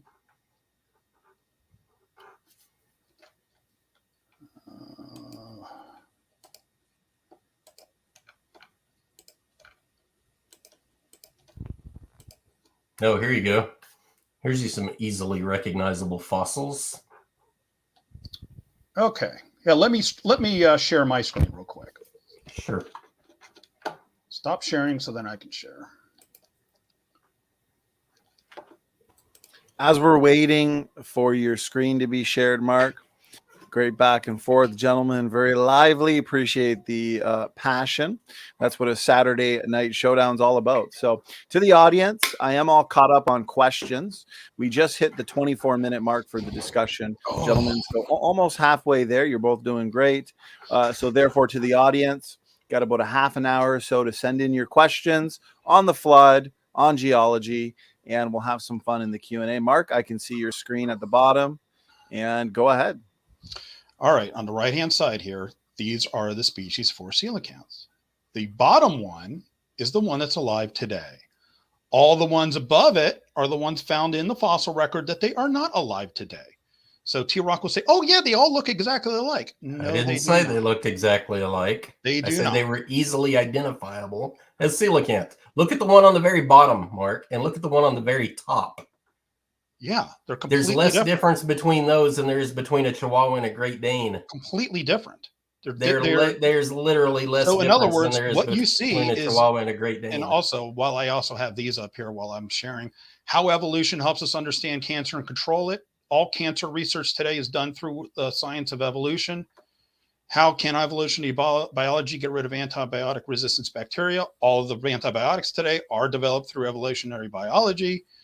Emerging field of evolutionary medicine could address a range of health conditions. Millions of lives are saved every year. And one thing I can't stand listening to like somebody like Ken Hovind or so is they say that evolution's evil. Evolution saves millions of lives a year. Millions of. How many lives does flood geology save per year? 0. So I don't understand the. So you want to follow that rabbit trail about the medicinal research? You want to follow that for a second? Well, sure. TRock, if you want to feel free to respond, but then let's really utilize the remaining time to discuss geology. Okay, sure. Fair point. I'm going to very briefly, completely refute that claim about evolutionary biology saves millions of lives. No, it don't. Medicine and research has to be done in real time. It has to happen in real time. It's irrelevant how long you think it took for a fish to turn from the first version to the last version. It's completely irrelevant. The research itself has to be done in real time. The medicine has to work in real time. Now, why are there similarities? Now, that's what medical research is actually about, the similarities in different organisms, whether it's at the more of a macro level, like your heart, for example, is similar to a pig's heart, or your DNA more at a micro level, your DNA is more similar to a chimpanzee. Is that relevant to biological research? The similarities, yes, they're relevant. How the similarities came about are completely irrelevant to being able to perform basic biochemistry research. So what that means to me is our DNA is similar to almost everything on the planet in some form or another, because we all have a plant-based food source. At the root, plants are the base of the food source. If we did not all have some DNA in common, we would not all be able to digest plants. If our DNAs were radically different, then the odd man out would not be able to digest plants as a food source. So moving back to the geology, that has to do with the fact of the matter is the people with evolutionary biologists on our business card develop medicines today. That's just a fact. So you can deny that, but you can put whatever, you can put cartoons on your business card if you want. What's that got to do with anything? You're just denying the people who, no. So then you're just discrediting the people who work to keep you safe. You're just, oh no, that's not all what I'm they're saying is that a chimpanzee should have a certain amount of similar DNA. What the hell does that have to do with anything? Because a chimpanzee can eat a banana, and I can eat a banana, and a worm can eat a banana, and a deer can eat a banana, and a rabbit can eat a banana, and everybody's got to have similarities in DNA to get their bones and their liver and their heart and everything else. Millions of years is completely irrelevant to that. What does that have to do with an evolutionary biologists who are the ones who are developing cancer research today to save children with cancer? And you're going to tell them, you're going to say that that's not true? How many years does evolution take? That doesn't matter.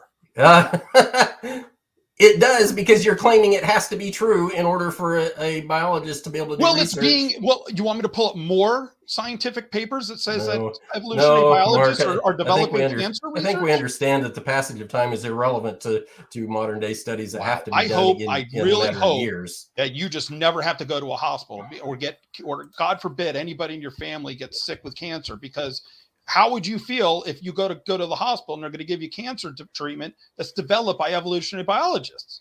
All cancer research today is developed with the evolutionary biologists. Gentlemen, if I could jump in real quick and maybe make a suggestion. I think it was Mark. I think it was during your rebuttal, you brought up some slides on the Grand Canyon. Now, the Grand Canyon being a popular topic, people love enjoying back and forth on that. Did you guys want to spend some time on maybe the Grand Canyon, and Mark, you can present that evidence to TRock, see how he addresses it, or how would you both like to proceed? That's my recommendation. Yeah, no, that's great, Donny. That's a good way to go. How about let's start with the bottom basement rock gneiss. Where did that form, and how was that even? Where does bottom basement rock? Yeah, the basement rock. Because the story of the Grand Canyon is not one of erosion; it's a story of deposition with the layers of the rock. So let's start let's start at the bottom there. You have a rock called gneiss. How does that form? What is it? And how does it form? All of the basement rock is not flood deposited rock. It's gneiss and schist. So how do those rocks, what are those rocks and where do they form? Basement rocks on the continents, most of the basement rocks are some form of granite or another, right? So granite is not a flood deposited rock. What kind of rock is it? The granite's pre-existed from creation. What kind of rock is it? I don't know. There's three types of rocks. What kind of rock is it? They would be metamorphic. They would be considered metamorphic. Wrong. Or sorry, my apologies. Not metamorphic. Igneous. They would be considered igneous rock. Right? I don't know. You tell me. You tell me. Are granites igneous? Is it? Yeah, granites are igneous. Wow. What about marble? Marble's igneous. What's that? Marble is limestone. It's been Oh my it's God. well, it's igneous in the sense. Well, it's not technically igneous. It's metamorphic in that it starts out as limestone and gets metamorphosed into marble, right? What's slate? Slate. I believe it's a type of sedimentary rock that is basically fine particulate. No. Jesus God, who am I debating here? Like, you guys just are you Bible homeschooled or something? I mean, how are you debating science when you never even went to college? There's no way you went to a regular school. Did you Zero chance. Did you have a point about what the basement rocks are made out of in the Grand Canyon? Yeah, how does Mark, did you want to pull up your visual of the Grand Canyon that you had earlier? Yeah. Guys, let's keep it we've had some lively, passionate back and forth for the first 30 minutes. It's been fun, but let's try and just keep it as cordial and professional as possible for the last 25 minutes here. I've allowed a few things to slide in light of the nature of this debate, but let's really utilize the last 25 minutes of the discussion to be as professional but engaging as possible on the topic. So, Mark, I'm not sure if you wanted to pull up that slide or basically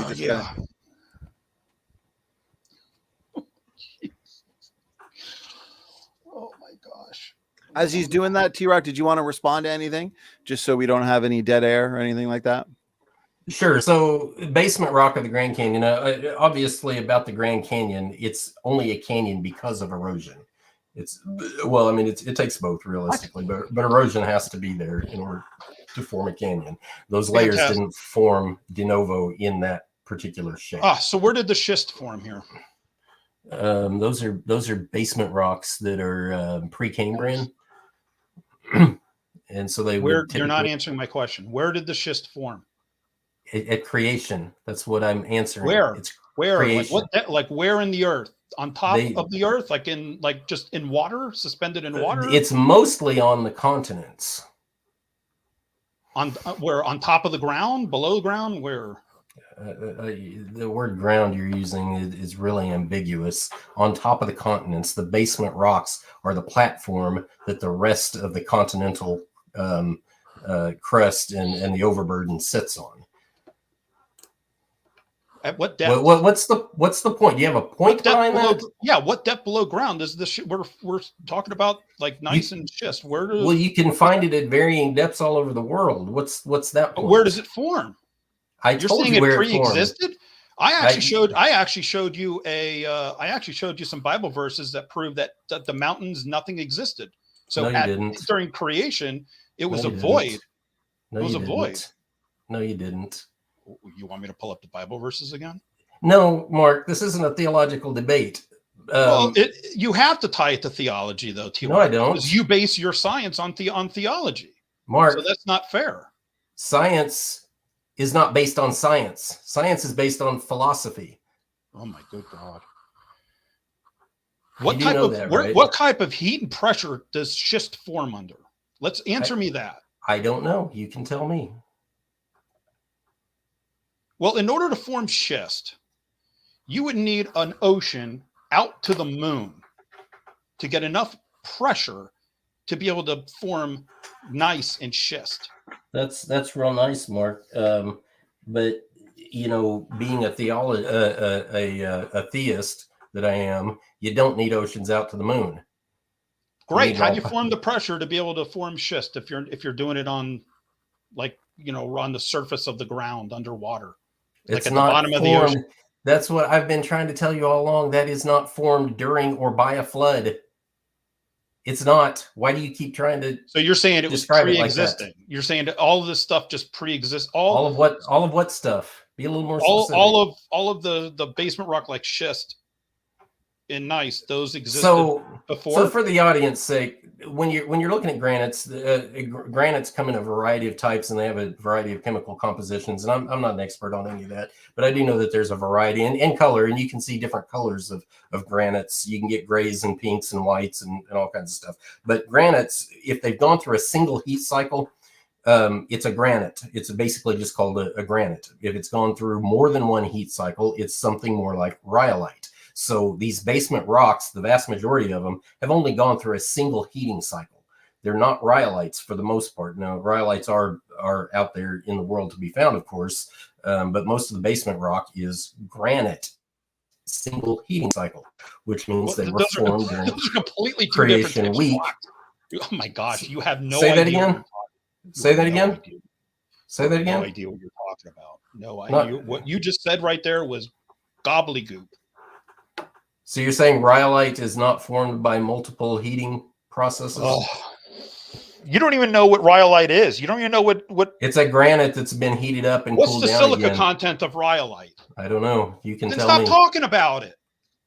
You don't know anything about it. So stop Mark, pretending that you know. What was the title of the debate? Does modern geology disprove a worldwide flood? You're going to have to show me how all of these sediments, how all the earth was not underwater simultaneously in the past. One of my main arguments. I'll give you a listen good real example, close. Actually, you still never answered. For example, you still never answered my question. One of my main arguments I want to provide was that the elevation in the northwestern and western U.S. is the elevation is so high and the marine sediments are so thick. Where was the rest of the planet during those depositions? What? Say that again. The rocks, the Sauk sequence in the northwestern U.S. are at such high elevations. Where was the rest of the world when those high elevation depositions happened? Well, if you knew the answer to my question, you wouldn't even. That's a smoke screen, Mark. That's no idea what you're even talking about. Okay, watch real close. See this? Trying to get in front of the camera. Here is the northwest U.S. today. Down here is the eastern U.S. I'm closer to the east side, but I'm kind of in the transition zone. Over here on the east where you're at, the average elevation is much, much lower. If marine sediments are deposited way up here at these high elevations at 5,000 and 6,000 feet above sea level, where was Pennsylvania when this stuff was being deposited? We're talking about the state of Washington and Oregon. Are you talking about the Cascade Mountain Range? We know exactly how those form. No, Mark, I'm talking about a very simple geophysical configuration where part of the planet 5,000, 6,000 feet above sea level has marine deposits on it. Where are you talking about? The whole state of Washington. Are you telling me that the rest of the world was even higher than that whenever these deposits were made? Because you got to have them above there if it's not a global flood. I have no idea what you're even talking about. Okay, look, here's the correct answer to the question. The reason why there's no dinosaur fossils, for those of you guys living out in Washington and Oregon, the reason why you don't find any dinosaur fossils is because the states of Washington and Oregon didn't exist when the dinosaurs were walking the planet. That's the correct answer. Actually, that's now. How do you explain that? That's not the correct answer at all. Absolutely. You're making an assumption about the existence of the state of Washington at the time. No, because the state of Washington is made of they're called exotic terrains. You know what an exotic terrain? You know what a terrain is, or exotic terrain? So are you telling me that the state of Washington has no basement rock under it? No, because it's not a craton. It's not a craton? Well, interesting. I've got a map. We need to look at cratons. You can look up on a map. The cratons actually are only found in the very eastern portion of the state of Washington and Oregon. Only let's say a 20th of the state is actually basement rock for the craton. The rest of it is comprised of terrains. So in other words, what has happened is you have accumulated terrains, which are pieces of land that as the North American plate was moving, these pieces of land were actually colliding with North America and forming. So let me show you what's really happening. You can see my screen now, right? So check this out. There's Washington. There's the state of Washington. I'm going to zoom out for just a second. There's this odd dynamic here. You see over here on the eastern U.S., That's the continental shelf by and large, but it also represents a lot of sediment. Notice how thick the banding of sediment is all the way around through the Gulf of Mexico and over here approaching South America and everything. Notice how thick all that sediment is. Even look up there, the color, and part of that is ocean depth is creating some of that color contrast, but it's still sedimentary rock or sediments, actual loose sediments are all over the coastline on the east. Over here on the west, this weird dynamic has happened where you don't have that. If evolution were true, if deep time were true, let me put it that way, if deep time geology were true, number one, you wouldn't have a continent to stand on, period. It would have all washed away years and years ago because erosion rates are way, way faster than millions of years timeline. But what's actually happened here, so if you want to say, okay, Washington didn't exist, I personally, I wouldn't have a problem conceding that point, because what's actually happened, the reason you don't have the dinosaur sediments over here on this side of the coast is because, back up, watch this, Mark. You see that? You see this big scar running through here? Yeah, what's that called? That is called Mid-Atlantic Ridge. So if you pay real close attention over here in this near Florida on the eastern U.S., that matches up to this area right here, I believe. I got to think about that for a minute. No kidding. That may not be true. See here where Africa is? Africa fits like straight across into this section here. So you can see how Africa is drifted across that way, right? Wow. And hey, actually, by the way, what was that volcanic eruption here that caused that? That caused that there. That's pretty cool there, man. But you just showed. What was that called? I don't know. What was the volcanic eruption that actually formed the Mid-Atlantic Ridge? I don't know. What was that? What was that volcanic eruption called? That's pretty good. I don't know. Call it what you want. What's that got to do with deep time? The Central Atlantic Magmatic Province. It's called. Okay. Okay. Call it what you want. That's not relevant. The naming something is irrelevant to deep time. I'm just making stuff up, man. No, I didn't say that either, Mark. Pay attention. I didn't say you were making stuff up. I said the name of it is irrelevant to how much time has passed. Okay. Now, what I'm trying to show you here on this map is that the continents have moved away, quite apparently, from the Mid-Atlantic Ridge. So at one point, Africa looks like it fits right nicely up into this area right here, and the southern part down into this part. It looks like it kind of fits in there. It's been stretched and distorted a little bit, but not drastically, because you can still follow the matching of the coastlines. But what speed did that happen, by the way? The point is that the U.S. kind of drifted more in a northerly and less in a direct westerly direction as compared to Africa. And with that drift, continental sprint, as it were, by young Earth standards, it's a continental sprint, or actually by reference to deep time's continental very slow drift, it was actually a sprint. What's happened is this continent has slid across here. And so it's basically what you're seeing here in Washington, to get back to your original question, what you're seeing in Washington is the continent slides across here and picks up sediment from way out in the ocean over 2,000 miles away from the original coastline. Well, guess how many dinosaurs lived? We know what kind of rock is here on the West Coast. Guess how many dinosaurs live 2,000 miles off the shore of any landmass? Oh, well, zero. That's why there's no. So these sediments came from what was then deep out in the ocean. Actually, here on that West Coast, here, zoom back into Washington and Oregon. You see where it's green? Yeah, what kind of rock is there? Probably, I don't know, but I'm guessing it's probably. Well, there's either sedimentary, metamorphic, or igneous. What kind of rock is there? It's obviously sedimentary if you've got all these plants growing in it. Nope. Try again. You got two more choices to get it right. So you're saying plants don't grow in sedimentary rock? I'm saying what kind of rock is it? There's probably limestone. There's probably some there's probably some metamorphic rock in with there, but you can't have plants. You got one more choice. Sediments. Got one more choice. What kind is it? You're wanting me to say you're wanting me to say igneous, but how do you get plants to grow on top of igneous rock without sediments? Are you serious? Well, you don't think there's any? What do you think Hawaii's made of? It's got sediments on top of the igneous rock. It's all igneous rock. It's not all igneous rock. Oh my gosh. Igneous rock can be ground down to sediments, just like limestone and sandstone. Wow. You do know that. Who in the world takes and pots a plant on top of a solid piece of igneous rock? You don't think plants are growing where volcanoes erupt? What do you think volcanic ash is? It's why do you think in your ash neck of the is woods, not you're ash in the is not an breadbasket? igneous rock. Ash is not an igneous rock, Mark. Plants can root in ash. They can't root in solid Ash is not an granites. igneous rock. Wow. Why am I here? This is crazy. It's igneous in origin, but it's not an igneous rock. Oh my gosh. It's by Ash definition. is an igneous rock. It's formed. It's.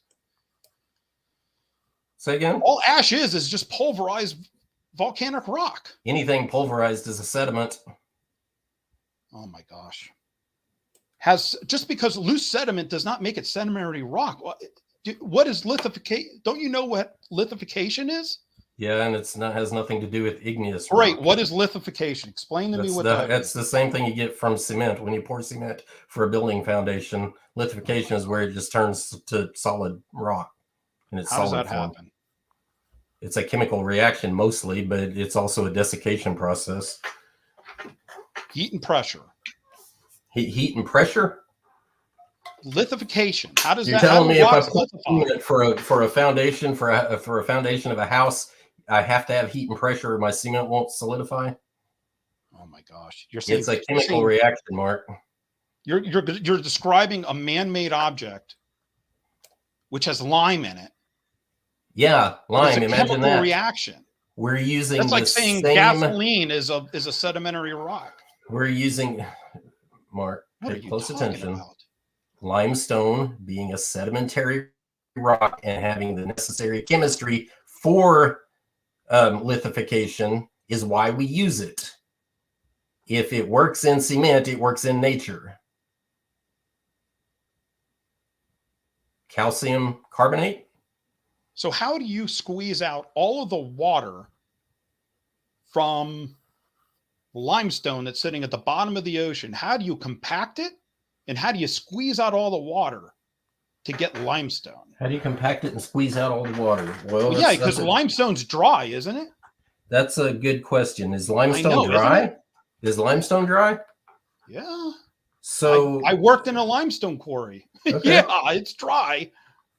Have you worked in a limestone quarry? Have you ever handled limestone? Yeah, I've handled limestone Okay. work. Okay, so obviously limestone's dry. We're not contesting that. In order to form shale, you need to squeeze out all the water and the oxygen. How do you squeeze out all the water and oxygen from shale? Okay, from the clay sediment to form shale. How do you do that? It's the overburden. In a global flood, where you have large volumes of water moving large volumes of sediment, the sediment falls out naturally as the kinetic energy of the water flow slows down or declines, right? The kinetic energy declines, the sediments start falling out because they're denser than the water. So what happens is you get a large push of water across the continent, you drop out a bunch of sediment. You get another large push on top of that, drop out the sediment again. What's happening is the very first pass before you actually have any overburden, you're already squeezing out like 99.99% of the water on the very first deposition. Oh, so then we should be able to go into the Caribbean right now and just dig like 5 feet under the surface of the ocean and find limestone, hard, dry limestone, right? I don't know about that, but let me finish describing the process here. Oh, so you want to know how you get all the water out and how you get it to lithify. So right from the beginning, the deposition alone takes out 99.99% of the water. At what depth does that happen? If you add more, give me a specific, TRock. I'm sorry to interrupt, but give me a specific. Like, how deep does that happen? What kind of pounds per square inch pressure are we talking here? We're not there yet. I'm saying at the very first deposition, the pounds per square inch depends on what the total volume and thickness of the sediment is. You want to take a square foot cross section with the given density of the sediment, calculate that, fine. It's not the point. There's a much more fundamental process in play here, and that is that once you deposit the first round of sediments, you've already squeezed out a bunch of water. You then have a the next cycle comes along and deposits a bunch more on top of that. You're increasing the PSI literally with each subsequent deposition. So as you deposit more, your PSI goes up. It goes up. And so the thicknesses, I believe was in one of the charts on my other screen. They're quite deep. There is more than enough PSI to squeeze water out. And then furthermore, do you know how much ocean sediment forms each year? Because we can actually measure this very accurately. Sure, we can measure it accurately. I don't know off the top of my head. You want to give me a number? Yeah, it's about an inch. About an inch. And what causes that? That's from the ocean snow. It's called ocean snow. That's the fallout from plankton and organisms within the ocean that will fall down, and sediments, clay, sand fall down through erosion, and live organisms that fall down. It will form annual layers on the bottom of the ocean floor, and it's less than an inch. It's less than an inch, but so I'm giving you a benefit of the doubt and saying an inch. You can call it a centimeter if you want, Mark. You're describing a completely different process than the global flood. As a matter of fact, let me back up a little more. An inch of sediment. Let me back up a little more. You're describing a different process than whenever a riverbank overflows. A riverbank overflowing can deposit a lot more than an inch a year. We talk about the bottom of the ocean. The bottom of the ocean? Yeah. Where in the ocean is like 2/3 of the continent of the globe by surface area, and it has a lot of different depths and a lot of different thicknesses. Where you're looking out here, all the blue on your screen right now, go out toward the left side, all the blue. Okay. Yeah, like just pick a random spot there. You're gonna get in the middle of the Pacific. You're gonna get about an inch of deposition per year. We're nowhere near the middle of the Pacific. Doesn't matter where it is. That's what you get. You're still describing a completely different process than flood hydrology. Do you have some flood hydrology to compare to? Well, why you want me to get into flat Earth hydrogeology? It's about the same thing. It's all made up. You wanted to. By the way, you never answered my question on how you get igneous rock making up the left part of the United States of America. Igneous rock making up the left part. So no, that's fair. That's fair.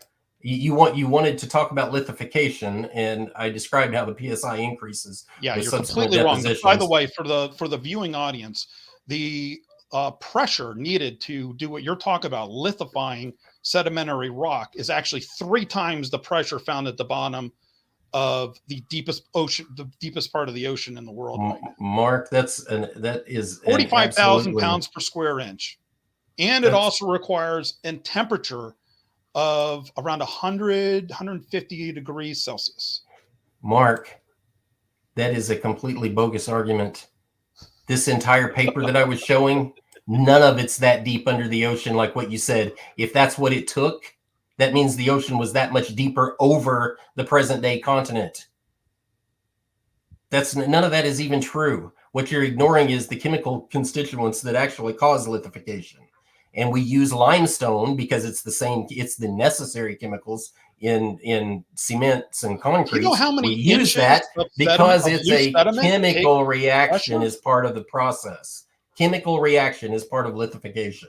Well, let's finish this up for the viewing audience here as far as what we were talking about with the Pacific Northwest, where you see the green there on the left-hand side of the state of Washington and Oregon.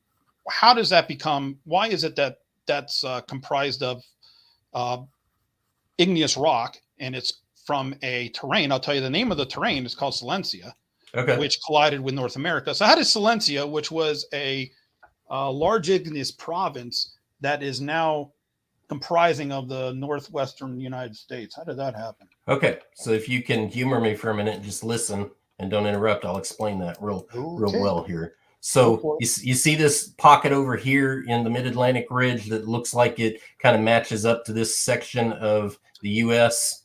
That means that the U.S. used to be over here into this area right here, which means we used to be right up against Africa. Okay, so what's happened here is some continental crust that used to be right about here broke up, and as the continent drifted off of the Mid-Atlantic Ridge, it actually acted like a giant shovel and shoved a bunch of igneous rock across the ocean floor. It shoved that stuff over to that side. So if you do have tons and tons of igneous rock over here, it's because it was shoveled that way by the movement of the continent. Correct. I don't. Where are you? Wait. Okay, so you say that the United States was split in half? I didn't say the U.S. was split in half. Where did you say North America was like had a divide or something? I never said that. I said the U.S., the entire United States, used to be in this area right up against Africa. Right. And it got split up because of the camp eruption, which we have scientific evidence of that in the state of New Jersey. We got visible evidence of it right here, Mark. I'm not disputing that. Okay, so you understand then a volcanic eruption divided Pangea. Then you're accepting that. A volcanic eruption? Now that's an interpretation. I don't think. What do you think? What is the Mid-Atlantic Ridge? What is it doing? The Mid-Atlantic Ridge is this giant scar where the seafloor has been split. It's currently creating the country of Iceland. What is the Mid-Atlantic Ridge? What comes up from the ridge? That would be mantle lavas. Lava. That's called a volcanic eruption. It's volcanic, but not in the conventional use of the word volcano. That's typically more cone-shaped. This is obviously not cone-shaped, right? Is this cone-shaped? Wow. So yeah, it's lava. You don't even know what a volcano is. It's lava. I'm not disputing that it's lava. That's not the point either, Mark. The point is that something split this thing all the way through where land used to sit on top of it, right? Lava was split under it, not on top of it. You can't be serious right now. So go on YouTube. You're sharing everything right now. Go on YouTube and type in Mid-Atlantic Ridge eruption, lava eruption. I mean, you can just zoom in here and kind of. Mark, I'm not disputing that lava came up here. It's still happening. Okay, what's that got to do with anything? In the deep time paradigm, how does lava on you have the continents moving away from this point too? Okay, but lava that's erupting on the other side of the continent. We're talking about on the other side, the west. So the problem here is that your causal relationship is wrong. Yes, lava erupted here, but it didn't just spontaneously erupt on its own. Something else triggered that. Now, in your paradigm, there's been no sense how you get igneous rock on the west coast. How does something that happens on the east coast? How does the United States that's moving west and you've got something on the east coast managed to collide with the west coast? You make no sense there. What on the east coast collided with the west coast? Because I didn't say that. Say that again. What on the east coast? Are you saying the magma from the Mid-Atlantic Ridge is what makes up the western coast of the United States? Why are you talking about the Mid-Atlantic Ridge? Then why bring up the Mid-Atlantic Ridge? That's not what I said. I kid you not, like 30 times in this discussion, you've said things that I have not said. Where did the magma come from? Just tell me where the magma came from that is forming the west part of the United States. That's all I want to know. Some of that magma comes directly from tectonic activity right here. Some of it does, but that's not what I said. No, you're wrong. So granites are not indicative. It's not granite. Oh. I didn't say it was. I'm making the point that granites are not indicative of lava eruption. That's not even, you can't form granites by a volcano erupting. It's an intrusive eruption of magma. So again, granite's formed by magma. What I'm saying here is at one time, the west coast of the U.S., however much did or did not exist, if you take away the state of Washington, fine. It's irrelevant, but there was a west coast to this landmass at one time, and that west coast was way down here somewhere. No, it wasn't. Where are you getting that from? Mark, in your paradigm. Yes, the west coast was there when everything was attached together. That's what I said. That's the overlap between your worldview and mine. We have the continents at some point in the past. We both have the continents all together in one supercontinent. How So many there was a west. supercontinents have there been? According to your paradigm, I think they have 3. No. Pangea, Laurentia, I don't remember. Gondwana, I think, is one of them. How many do you have? It's irrelevant. I'm actually impressed you know that many. You're asking how this igneous rock got over here. And what I'm saying is it was not simply by volcanic eruption in situ. There's more to it than that. Some of it is from that, but not all of it. What's actually happened is this thing has slid across here. There used to be basement rock, and I'm kind of accidentally zooming in there, but there did actually used to be basement rock in this region. Your misery here. The western part of the United States was formed by Silencia, which was formed by a large igneous province. Have you ever heard that term before? Sure. What is your understanding of a you're telling me an interpretation, though, and what I'm saying is I understand you didn't study geology, so you don't understand terminology. I'm trying to teach you. I understand. A large igneous province is created usually from a hotspot. Okay. So what happened was, and it's actually a really interesting story. Let me tell you, for anybody who's really interested in this, it's a fascinating story. What's really been helped. It's a mixture of different sciences that we've been deploying over the last decade, including paleomagnetism. But the reason why we know there's actually been several supercontinents through Earth's history. Pangea was the latest one, but there's been several. And actually, for those of our friends down south, Australia used to be attached to North America. That was during the continent called Rodinia.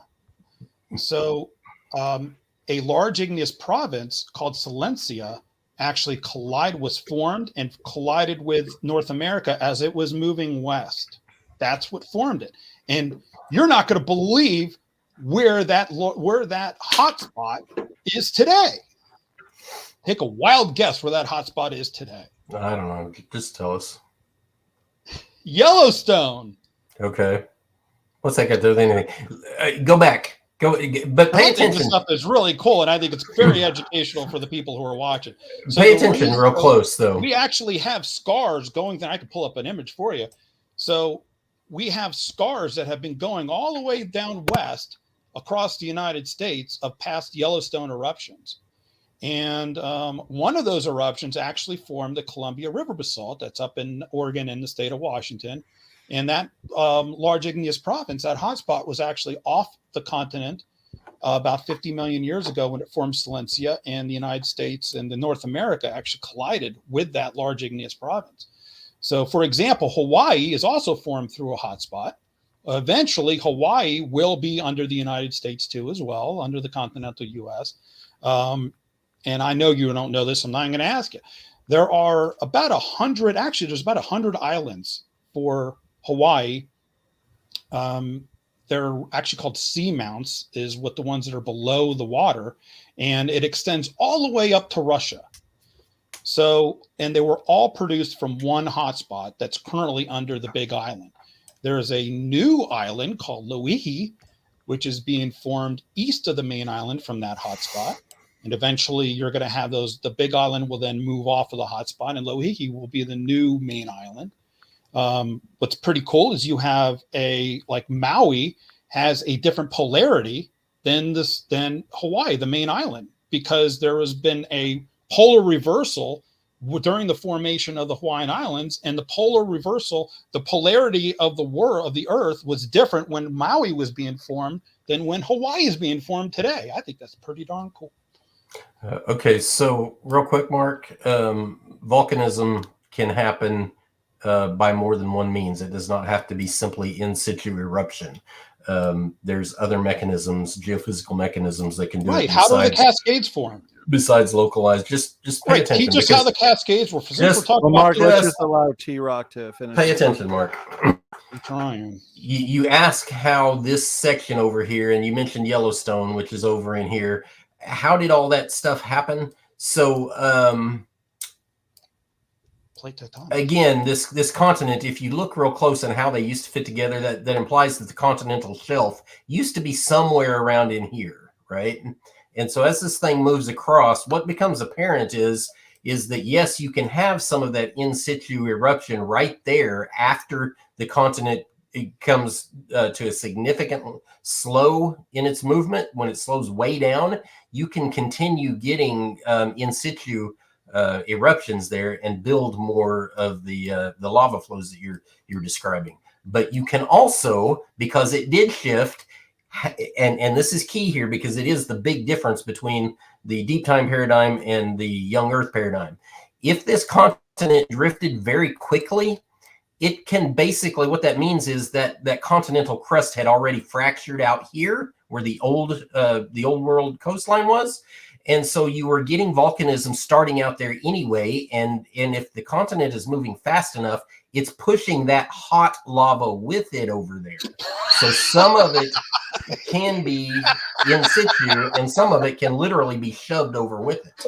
If the movement is fast enough and the volume is high enough, then that means you don't have enough cooling time. It actually doesn't take too much lava before you need significant amounts of cooling time for it to solidify. So you can laugh if you want, but then I know I'm using a word, but I know it's magma coming from under the crust. I get that. You can laugh if you want, but it's hot molten rock from underneath the crust. And if it's in significant volume and the continent's moving fast enough, the point is that you can drag it over there to the coastline with you.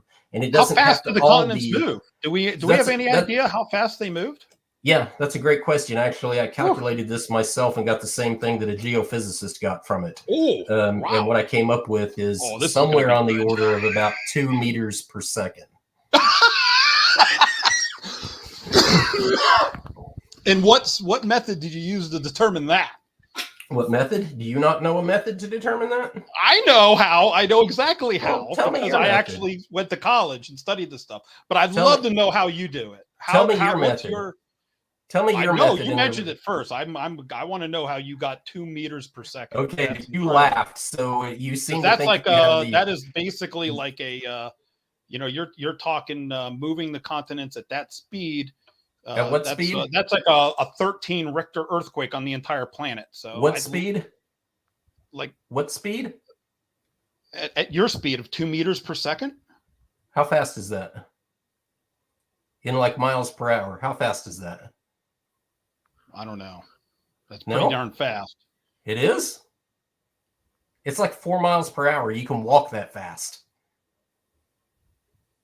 Yeah. And if the entire continent is moving, it's not going to feel like an earthquake at all. It's not going to be any different than sitting in your car driving down the road at 60 miles an hour, 15 times faster. It doesn't feel like it's moving. What's under the tectonic plates there, TRock? Well, what used to be under the old world continent is different than what's under today's. Which one are you actually asking about? What's under the continents today? Today, it's a bunch of crushed up granites and basalts, and there are some metamorphosed rocks and stuff like that. But by and large, it's a crushed up version of the original granites. Probably is what the original was. Mostly granites. It's been intruded with a bunch of sedimentary rock, a bunch of seafloor sediments like possibly limestones and shells and stuff like that. Now it's a jumbled mess. All right, so look, we know exactly how fast the continents are moving. We know how fast they're moving today, and we know how fast they moved in the past. How fast did they move in the past? Exactly the same speed they're moving today. No, Mark. No. Have you ever heard of paleomagnetism? Yeah. What is it? Paleomagnetism is just where you're studying the magnetic signatures that are frozen in the usually basalts in the ocean floor is where the majority of the data comes from. And what kind of magnetism are we talking about? Talking about geomagnetism, following its geomagnetism. It's basically they're called magmatites or the right. Crystals. But what is that doing? What's it preserving? Yeah, we don't need a quiz here, Mark. Just preserving the Earth's magnetic field. Huh? It's called magnetic inclination. Okay. All right. So what these rocks are doing is it is storing when that magma, that lava hardens, it is preserving the Earth's magnetic field in those rocks. It is magnetic inclination, not declination. Declination is what you see on your compass. Magnetic inclination is the Earth's magnetic field. Okay. So All what's right, your the point? lines, you ever see the one where the lines are coming out of the planet? That's great. Do you have a point? All right. So what happens is that basically is a natural GPS system for anywhere on the Earth. Everywhere on the Earth has a different magnetic signature. So we know, based on what, because actually the entire Pacific Northwest, for example, since we're still on that, it's actually currently rotating. And we can track this rotation.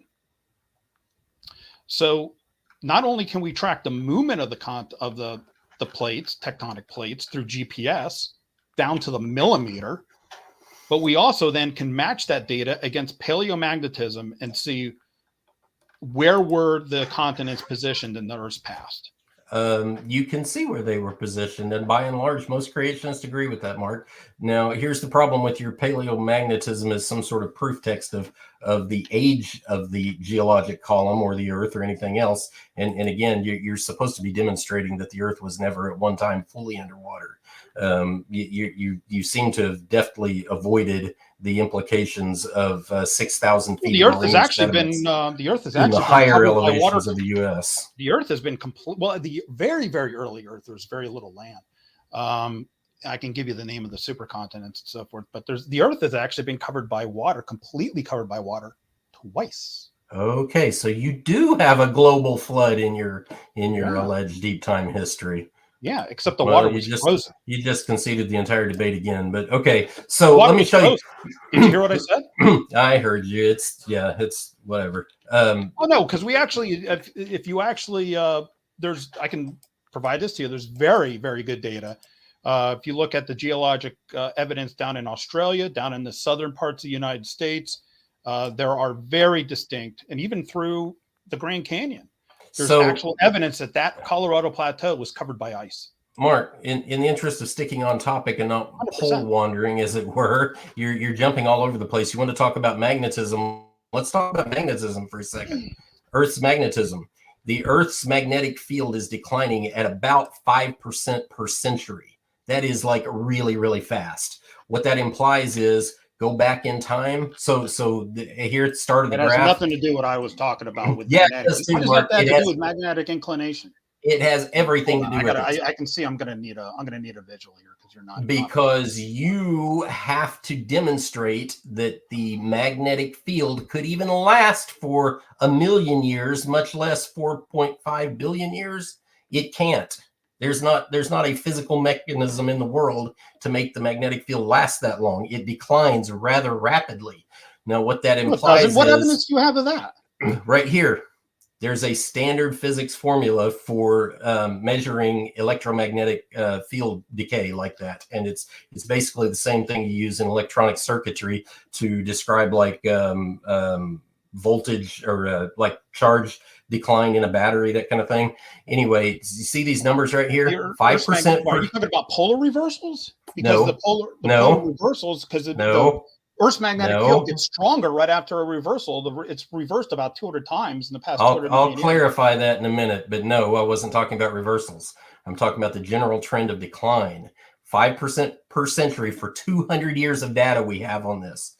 Now, what that means is 100 years ago, it was 100%. 100 at any point in the past, doesn't matter. 100 years in the future, it declines by 5%. Another 100 years, 5% of that 95%, another 5% of that 5% of 5%. And so you can see the numbers aren't strictly -5, -5. It's an exponential decay. Well, look what happens, Mark. Look what happens. At 4,400 years in the past, that means 4,400 years ago. I have no interest in seeing what you typed into a spreadsheet. Bring up the website where you got the data from. I don't have the website in front of me. Right, then don't discuss it. Don't discuss Mark, no, Mark, that's a bunch of baloney. You've discussed all kinds of things that you don't have a website for. And if you question anything. Are I can you absolutely show you research on everything I've shown? Are you telling me that the Earth's magnetic field is not declining at 5% per century? Is that what you're telling me? The Earth's magnetic field is constantly in flux, but That's not what I you're asked. saying is 100 years worth field. of data, Mark. 100 years worth of data. Are you telling me that there is not? I can't comment on it because I don't know what this is even applying to. You're pulling something off of something you found. I'm going to assume probably from a creationist website. I can't even comment on it because you're not giving me the research to read on it. You should know where you pulled that up. It's magnetic field. I have it in the spreadsheet, but I just don't have time to go directly to exactly where. Just go directly to it. I'll wait. Mark, let me actually, while you do that, I'll tell you what. Here, let me share because I got to show you this here real quick because it's applicable. Let me show you something here. While you do that, here, stop presenting so I can show everybody what magnetic inclination is. Yeah, Mark, you can share your screen and I can put it up for you. While you pull up that research. And as you're doing that, gentlemen, of course, I don't want to rush you on this. Actually, real quick, TRock, correct me if I'm wrong. We've done a really good job engaging all of the points in this comprehensive discussion. As we start to wind down on this specific topic and get to our final minutes, have we discussed the mega sequence data, TRock, that was in your presentation? That might be a good way to wrap things up after this specific topic, unless you guys already discussed it. Anyways, Mark, I see your screen up. Okay. And go ahead. Okay, so this is magnetic inclination. So according to the Earth's magnetic field, depending upon where you are on the planet, the inclination of, like what TRock said there is correct, with magnetite and iron particles within the cooled magma and lava, it will align with the lines of the Earth's magnetic field. So depending upon where you are, so in other words, we know where that magma cooled on the planet. If that magma cooled at the equator, we know it. If that magma cooled near the North Pole, we know it. So that's how we determine where lavas were formed. It's not guesswork. It's a pretty good exacting science. Mark, the Earth's magnetic field is pretty consistent. We're not debating where it formed. That's not even the point. I've got it right here in front of me. Okay, but here's the thing: is that what we'll do then is we'll take this data and we'll match that up against all the other methods we have of dating rocks, so we can determine where, like for example, on the striping that is on, like you mentioned, the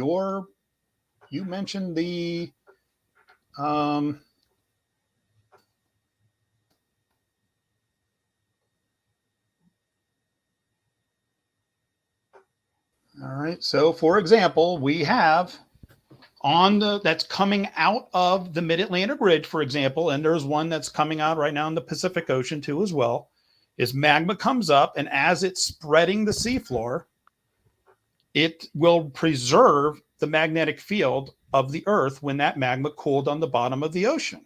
Okay. And the way that we discovered, all right. So we match this up to the paleomagnetism, and we know by radiometric dating how old it is, and then we're going to check that then with how fast these tectonic plates were moving to see if they moved in that certain amount of time, and they match up perfectly. Okay, so a couple points real quick. Radiometric dating. You have to appeal to radiomagnetic dating, not directly geomagnetism, to determine when.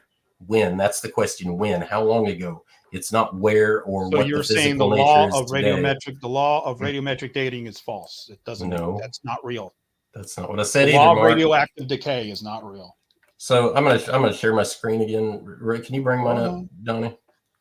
So Mark asked the question, where do you get that information from? I just made up numbers on the spreadsheet. I actually made up very generous numbers for the sake of the argument. It says right here, in the past 200 years, Earth's magnetic field has weakened about 9% on a global average. Some people cite this as evidence of pole reversal is imminent. So I was asking you if you're talking about polar reversals, and you said no. I'm not. It's this 200 years and 9%. Open up that article. 9%. 9% in Open that 200 up. years. Look Open at up this the one. article. Look at this one. Earth's Stop. magnetic field is rapidly getting That's weaker. the one you got it from, TRock. Open up close that attention. article. I want to see the data you got from the spreadsheet in that article. Pay close attention. I'm trying to open up the article. Earth's magnetic field is rapidly getting weaker, and geophysicists don't know why. The decrease in strength is a startling 10% in the last 160 years. Now, you want to talk about reversals. Whoa. What does it say there? Go back. I'm going back. I'm going back. What does it say there at the very end? The field is starting one of its sporadic flip-flops. Okay, let's talk about that. That's why it's weakening. Let's talk about that. Open up the article. I don't want to open the article right now. You're going down too many rabbit trails is why, Mark. You're going down too many rabbit trails. I'm just going to prove to you that data. No, I'm going to prove to you that and it's not you don't in any actually of those understand the causal relationship between You're magnetic. making up numbers. I just caught you making up numbers. This number 5% per century. Where's your decay right there? Where it says after 4,000 years, it's going to be whatever. Pull up any of those articles and show me where that's listed. That's total BS. That's not from any scientific paper. Mark, this is a simple mathematical extrapolation of 5% per century.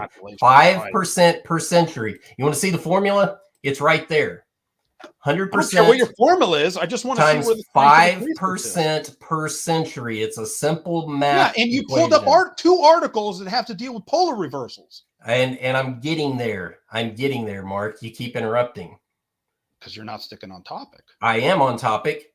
You're the one that brought up magnetic polar wander and all that kind of stuff. I'm telling you very plainly that when you compare the magnetic field decay to the radiometric dating, there is a huge conflict. There's a huge conflict. What's causing the decay?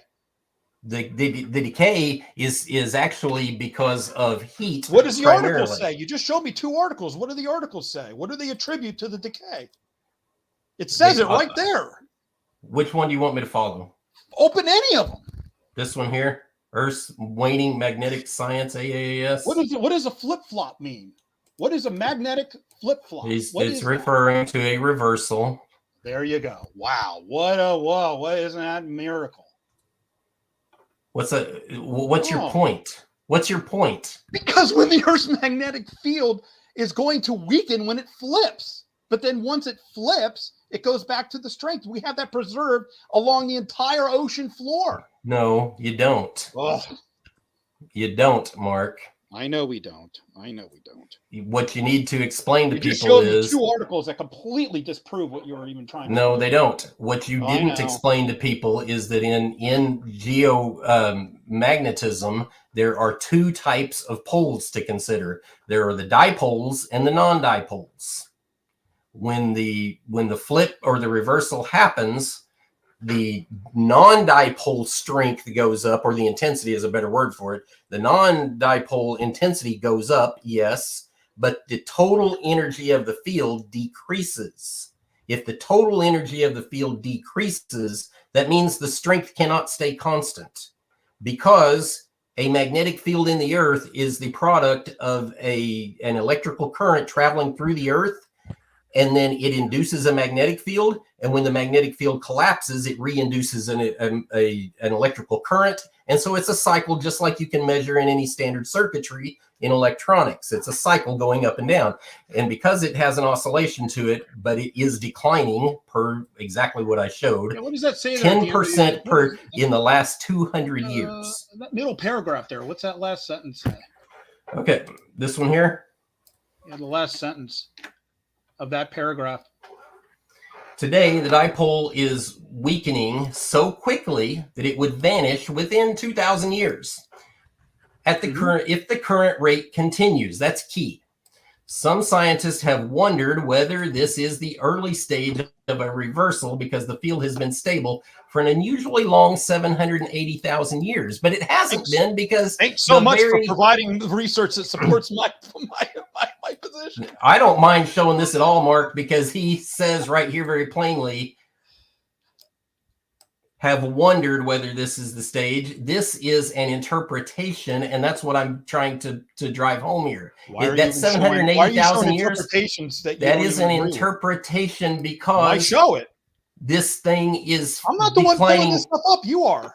This thing is declining. That's not unusually stable. Why? Pay attention. It's not unusually stable for 780,000 years if it's declining at 10% over 200 years. I don't think you understand. That is antithetical to what you're that. saying. In order to prove your point, you need to show me an article that doesn't mention polar reversals, flip-flopping, or the switching of the poles. You need to show me an article that you found your data from that says that the Earth's magnetic field is in constant decline and it's never fluctuated up or down. That's not what this is telling you, nor the other one that you showed. So you got to show me something that says that. I just polar reversals out of it. 200 years of real-time data versus an alleged 780,000 years of derived data. Why are you showing me articles that you think is all interpretive? You're the one that asked for this, Mark. I'm trying to find out where you got your information from. It wasn't this article. Yeah. Look, it's right there. I clicked on this one. It's right there. 10% in 160 years. That's not unusually stable for 780,000 years. That's it is. Is it north and south? Is it still the north and south, or is the north still north and south still south? Today, as far as I know, it is magnetic north has been fairly constant. How many times along the sea floor has north and south flipped? Forget about time. Forget about time. Just as far as the striping from coming out of that mid-Atlantic ridge that you mentioned, how many times has the polarity flipped? I don't know the direct answer to that, but I'm assuming that in your worldview, it's probably on the order of about 10,000. It's not worldview. We actually discovered this back in World War II when we were looking for sunken metal ships. We took a magnet along the ocean floor. How many times, Mark? How many times? Almost 200. 200? 200? You're kidding. You have got to be kidding with that kind of math. Isn't that a miracle? Back in 70 years ago, we actually had these things called magnets that we could actually detect north and south. Who would have ever imagined that we'd have a magnet that long ago? Mark, you refuse to pay attention long enough for me to show you what the 200-year decline measured real-time data insinuates. It insinuates that the magnetic field strength is declining so fast. It's declining so fast that it is in direct conflict with the 780,000 years, because at a mere 4,400 years ago, that implies that today it is only 10.47%. A guy who never went to college, a guy who never studied geology is going to contradict the professional geologist. I didn't wrote that paper. I contradicted radiometric data, Mark. Thank you. You're right. I contradicted Mark radiometric and data. TRock. I think we've spent enough time on the magnetic field decay, unless you guys have discussed, because again, I've done my best following the discussion and also saving questions in the live chat, and it's definitely been an entertaining and engaging, a memorable one. Did you want to, TRock, because I think on your end, the only point we didn't really engage, and again, correct me if I'm wrong, was the mega sequence point. Because on Mark's end, we did engage the Grand Canyon argument. We've engaged the oil argument. Did you want to reiterate your mega sequence point? We'll allow Mark to respond. Just a little bit of engagement on that point as we are in bonus minutes, and then we'll jump into the next phase. Sure. I'll be very quick so Mark can try and address this point. Don't drift off into ice and polar magnetism and all that kind of stuff. Let's stick on this point, because I put these numbers together specifically for you, Mark. Sock sequence. This is the thickness, average thickness in North America. Sock sequence is almost 300 kilometers. The Tippecanoe, over 400. The Kaskaskia, almost 500. The Absaroka is over 500. The Zuni is over 1,000 kilometers. And the Tejas is almost 1,200. Now, these are mega sequences described in the literature down here, that these are grand cycles, that some boundaries between each grand cycle are unconformities recording rapid change in sea level. And Combine that with what I was showing a little while ago of what the average elevation is on the Western U.S. I was on, where did I go? I think I closed the website, but everybody knows the average elevation over on the western side of the U.S. is upwards of 3,000 feet above sea level. So the question is, and the point is, if all of these sequences are marine deposits that stack up to 6,000 feet above sea level, where is the rest of the world during this time? So you think okay, so here I'm going to answer your question. Okay, so let's first give a good understanding of what the Earth's crust is, especially for these cratons, okay? What percentage of the Earth's crust do you think, TRock, is sedimentary rock? Not relevant, Mark. I ask you a direct deal, and you seem to be wanting to fish all the way around it. All the way around it. Okay, so let's out of 100% of the Earth's crust, there's 3 types of rocks. I'm just going to give this as very basic, grade school geology, so you can keep track here. There's 3 types of rock. There is sedimentary, metamorphic, and igneous. So you got 3 types of rock.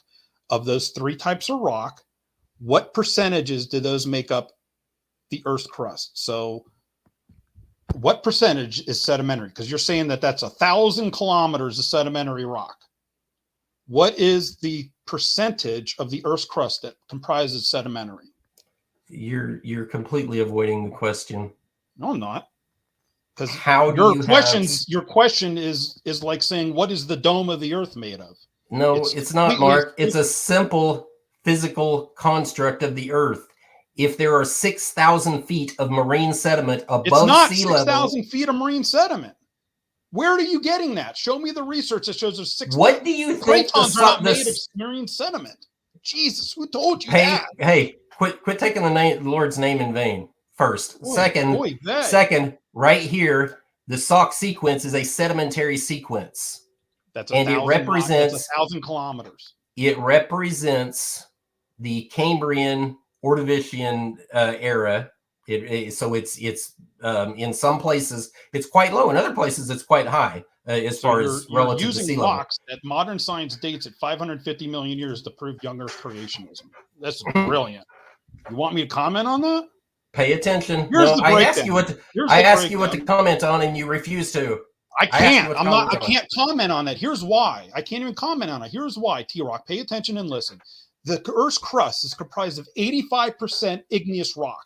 Igneous rock is volcanic rock. Molten rock comprises 85% of the entire Earth's crust. All right? 10% is metamorphic rock that was formed at least 10 miles below the Earth's surface. 10 to 20 miles below the Earth's surface, it comprises of metamorphic. 5% of the Earth's crust is sedimentary that forms a top layer. Sedimentary rock does not exist below 10 miles below ground because the heat and the pressure metamorphizes it. It's not sedimentary anymore. The limestone turns into marble. So now that you know that, ask me the question again. It's completely irrelevant, Mark. 6,000 feet above sea level. Pay close attention one more time. 6,000 feet above sea level, we have marine sedimentary deposits. If marine sedimentary deposits are 6,000 feet above sea level, and it takes marine water to put them there, where was the rest of the world when those sediments were being laid down? Where are you getting 6,000 feet of sediment? I didn't say 6,000 feet of sediment. I said 6,000 feet above sea level. Well, that happens through plate tectonics. We know that exactly how that happens. How do you think the Colorado Plateau rose and dove below sea level at least 4 times? That was proven through the Grand Canyon sediments that I showed you. Mark, you said you. How do you think mountain ranges? Why do you think Mount Everest is still growing 1 inch per year, TRock? Tell me. No, Mark. Why is the very top of the Himalayas? I have a specific question that you have continually dodged. Oh, shoot. See this word right here, eustatic? You're talking about plate tectonics. This phrase right here, eustatic, cycles means an absolute rise in sea level, not relative to the land, but an absolute rise. Okay? Like Mount Everest rising. Relative to what? To the rest of Asia. The problem here, Mark, is you have to have a mechanism much greater than Mount Everest to get a eustatic sea level rise. Right. Oh, you're right. What's causing what's causing the Himalayas to grow 1 inch every year, TRock? This is answering your question. No, it's not. It's not answering my question. Plate tectonics. I don't even disagree with plate tectonics. And what's causing mountains to rise 1 inch per year is basically continental drift. It's the continent moving and moving, and it's forcing the mountain to just grow ever so slightly at today's rate. That doesn't answer why you have 6,000 feet above sea level marine deposits. Where's the rest of the world during that time? Is it underwater or is it above water? Is it underwater? Some below. Huh? Some above, some below. Depends on where it is. So, like, how about, for example, my area right here in Pennsylvania, during the time that you're talking about right there, my area was above water. If you go north into Allentown, that was below water. If you start going up to State College in northern Pennsylvania, that was actually below water during this time. And there's actually some beautiful shale fossils. You can go all you want and explore fossils. You won't find any land animals. So you're telling me that in the eastern U.S. was above water whenever marine deposits put down. It's actually more. I don't know exactly how far the Tejas stretches, but say the Zuni, these other ones that come after the Sauk. You're telling me that during the Sauk sequence, for example, that the eastern U.S. was above water. Yeah, my area here in Pennsylvania absolutely was 100%. No. That wouldn't even be that is completely irrational when you look at the actual shape of the interstitched geological column in that area. That answer is completely irrational. You know why? Because if it were above land, you should have evidence of these sedimentary flows going from west towards the east. And if it hits the east landform above sea level here, you should have this little area right here that's just a complete blurred mess from every time the sediments flow. But that's not what you get. What you actually get is these very neatly interstitched all the way across until they just kind of dip down off of it completely. The landform and the geological shape of the lensing is completely antithetical to what you just said. I got something really cool to show. This is really cool. You're going to love this. Hold on. Let me present here. This is awesome. You're going to love it. I know you're going to love it.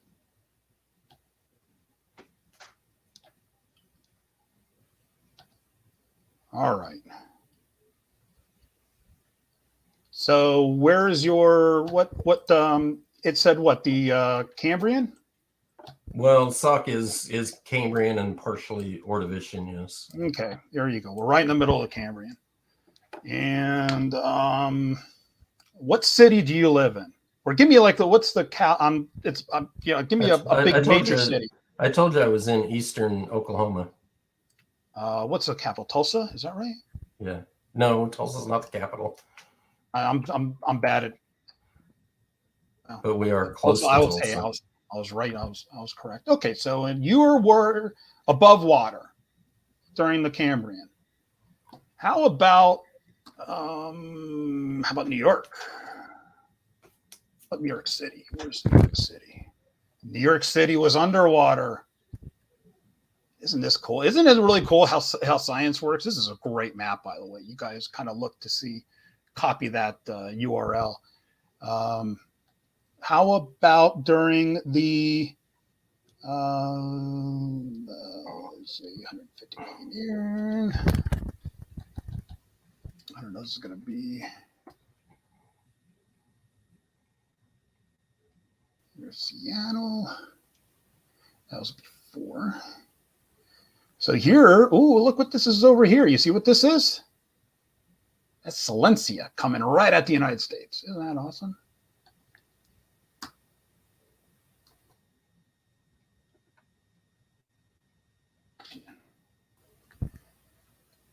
Washington, 150 million years. 750 million years will give you Rodinia. Isn't that pretty cool?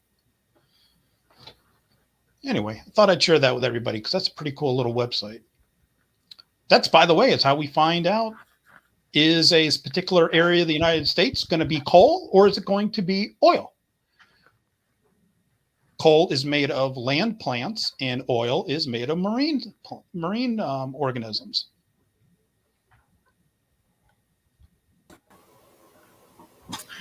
Gentlemen, we are into bonus minutes. It's definitely been a wild Saturday night showdown. That's when we reserve these kinds of debates. So appreciate the passion on both of your sides. And it looks like after that mega sequence discussion, I think we've basically engaged every major point. So great job to the both of you. We've kept it thorough and great endurance from the both of you too. We are it's definitely a longer debate than usual. So TRock, Mark, we do have 5-minute closings though before we get into audience questions. And so Marc Segal, we're going to give you the first closing statement. You have 5 minutes. Whenever you're ready, Mark, you just let me know if you need to share screen or anything like that. I'm not going to share. I'm fine. Okay. Go ahead. So anyway, I think what TRock said though, as far as a non-fossilized dinosaur is absolutely false. There's no such thing as an unfossilized dinosaur. The soft tissue that you hear about talking that's found within dinosaur fossils, that's only found in a very, very tiny small percentage because usually all the organic material is replaced through the fossilization process. There's no such thing as any dinosaur that's been found ever with flesh on the bones. What the soft tissue is collagen. They're proteins which do not contain DNA. We're in the process right now of actually cloning. You've probably seen some news reports that they're in the process right now of cloning mammoths. And my kids will actually be able to see a Pleistocene park where they're going to be able to go to and see saber-toothed tigers, dire wolves, the giant sloth, mammoths, mastodons, because they haven't been dead long enough to fossilize, which means that the bones are not rock. And when you break open the bones, there's bone marrow, there's real eyeballs in them, there's organs, they still smell bad. We still find meat from the mammoths. The actual material that's found in dinosaur bones is a protein. Proteins are different than DNA. Proteins can survive 50 times longer at least than DNA because they're constructed of different amino acids. Proteins form from DNA, so we can get an idea of what the DNA structure was, but it does not contain any DNA coding. So sorry, Jurassic Park will never happen because we just don't have any genetic material from dinosaurs. So the way that we actually get the proteins from dinosaur fossils is through acid bases. We actually have to dissolve the bone, the fossilized bone, the rock. We have to dissolve that in acid to be able to extract the proteins from it. It's a very laborious process. Take that compared to the mammoths that I showed you that have skin, muscle, flesh, all of which are, living tissue. What TRock was talking about with blood vessels and so forth, they're fossilized, maybe preserved through iron, but they don't contain any actual DNA or any organic material in there. It's just fossilized structures.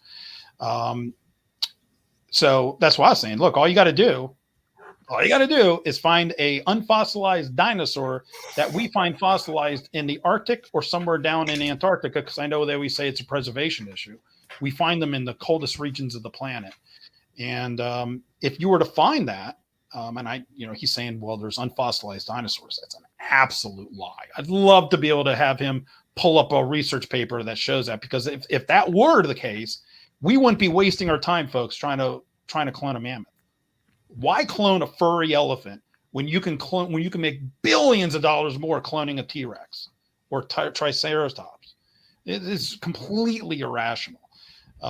That's complete fabrication. So now, of course, the stuff that we're talking about on the geology side,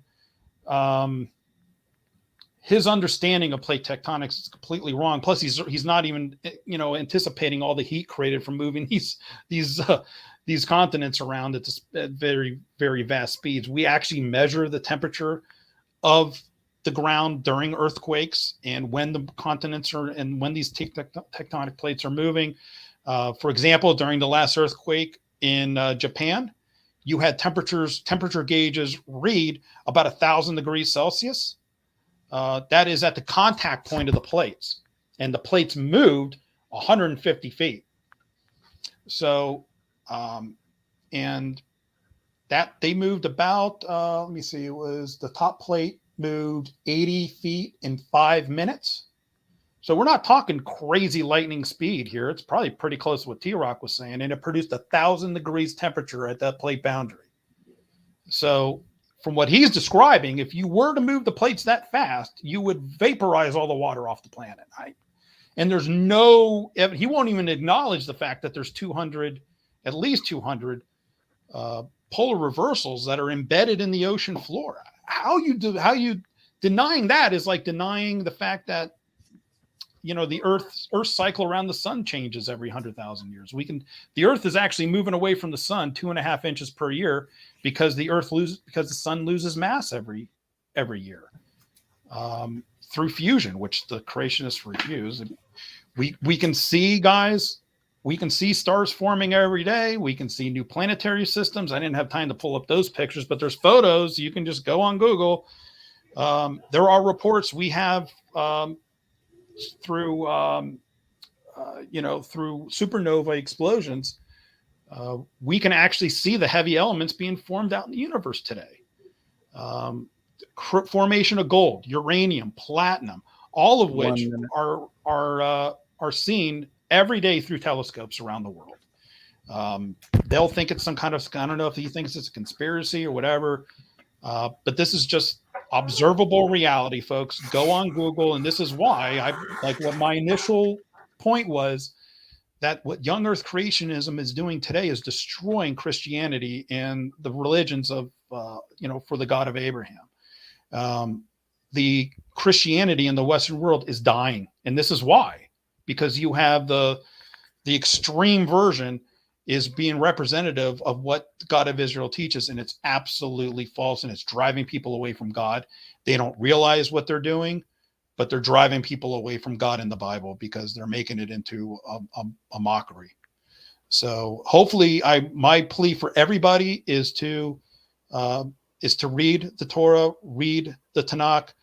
If you want to understand the true meaning of it, go see a rabbi, attend synagogue, see what the true meaning of the Hebrew scripture is. Don't rely on another religion to interpret the faith. Thank you. I appreciate the time. Mark, thank you for that closing statement. For the closing statements, I'm allowing them to go a little bit longer because you did both just engage in about an hour and 45 minutes worth of straight discussion. So, gosh, was it really that long? Time flew by. That was yes. You can tell TRock and I love this because we probably could have gone for like another hour, and I lost track of time. It felt like you guys, TRock, buddy. I had a lot of fun, by the way. It felt like you guys were just getting started. And it's definitely been a fun one, especially for a Saturday, and could be one of the most comprehensive out there on the flood. So, okay. TRock, you have exactly, we'll do equal time. So about 6.5 minutes for a closing statement, and then we'll have some fun with some audience questions. So TRock, whenever you're ready, the floor is yours. 6.5 minutes, concluding statement. Thank you, Donny. Feel free to cut me off if I go past the 6.5 minute mark, but okay, I'm going to start. I'm going to start at the end of Marc's deal. Interestingly, today on the Jewish calendar is the year 5,783, a whopping 17 years outside of the plus or minus boundary I gave for 6,000 years. So they're tying that calendar to some event, some special event 5,783 years ago. That's very interesting. But okay, beyond that, again, this is not a theological debate. Marc continually brought up basically false dichotomies and equivocations with some really bad comparisons.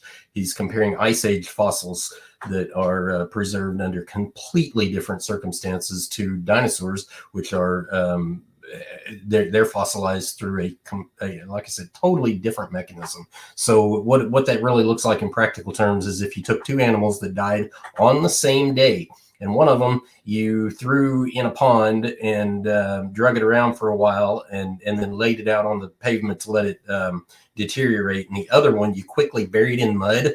The fossils are going to look entirely different, even though they died on the same day. Mark, you're again, you don't seem to even understand the paradigm that you're up against, or how the geological record even matches up from the evolutionary perspective to the creation perspective. We do have a sense of chronology. In other words, the order of events that they give are generally in line with the way that creationists perceive them. It's the amount of time that's passed that is different about them. So what else? Mark never really wanted to address the major points I was making. I was talking about the interstitial nature of sedimentary layers in the stratigraphic record, and how if what he said was true, where the eastern half of the U.S. was above sea level like this, and these other marine sediments were forming in its presence, they would come up, crash, and create these eddies right here that would kind of slurry everything together, and it would not look like what it does if they were there. Instead, they actually look more like this with other layers, and they're just kind of fingered together like that. And there's a smooth transition. So you can drive from the eastern U.S. to the west, and you can actually experience this in real time in your vehicle, because as you make that drive, you find yourself slowly and gradually going up like that, which is highly consistent with the global flood. And what's happened is, the reason it's like that is because that water that came from the west, as it comes across, it's washing down off because it's below it, because all the land is below sea level on the east at that time. So those sediments are coming across and dipping down in a smooth inner fingered fashion, not running up against a land bridge there of any sort, or a land boundary of any sort, and then creating some kind of jumbled mess like you would actually expect. It was an interesting discussion. I'll be honest with you, I had a hard time with Mark just constantly dodging the question and going off into left field. He wanted me to follow a website that I brought up that said 10% of field strength decline in 200 years. I opened it up, and it said that the field strength has been unusually stable for 780,000 years, but that is literally antithetical to a 10% decline in the past 200 years. The difference, of course, for Mark and all the other skeptics and critics out there is that the 200 years is live real-time data. The alleged 780,000 years is not live data at all. It's interpreted data off of already solid rocks. So he would have liked to have probably pursued this idea of reversals and the impact they have on the magnetic field. The problem is reversals literally weaken the field even faster, and the implication is that 5% per century decline implies that today we are only about 10.5% of what the field strength was 4,400 years ago. It's a simple mathematical extrapolation. And on one of those websites, what I pointed out was that one of them, and these are secular websites, they said they're anticipating a reversal in the next 2,000 years. That's incredibly close to today's to today, when in reality it should be much longer than that. And the reason I say that, and I kind of laughed when Mark said, what did he say, 200 reversals or however many? That's unusually low if you're going to make the argument that reversals kind of help stabilize the magnetic field over time and bring the strength back up so that it can settle down and then bring it up. You have to have you can do the calculations on how fast the magnetic field actually declines and compare it to how old they think the Earth is, and just shaving it off to 3 billion years for the sake of talking about what the period when life is on Earth. And what you find out is you need well over 30,000 reversals of this hypothetical mechanism. Now, the reason the magnetic field declines the way it does is because of heat. Heat destroys all magnetism. It de-aligns magnetic poles in the material. So if you have a solid piece of iron that's got a good magnetic strength, there's two easy ways to de-align it and make the field strength weaken. One of them is to simply heat it up, because you're scrambling. 1 minute.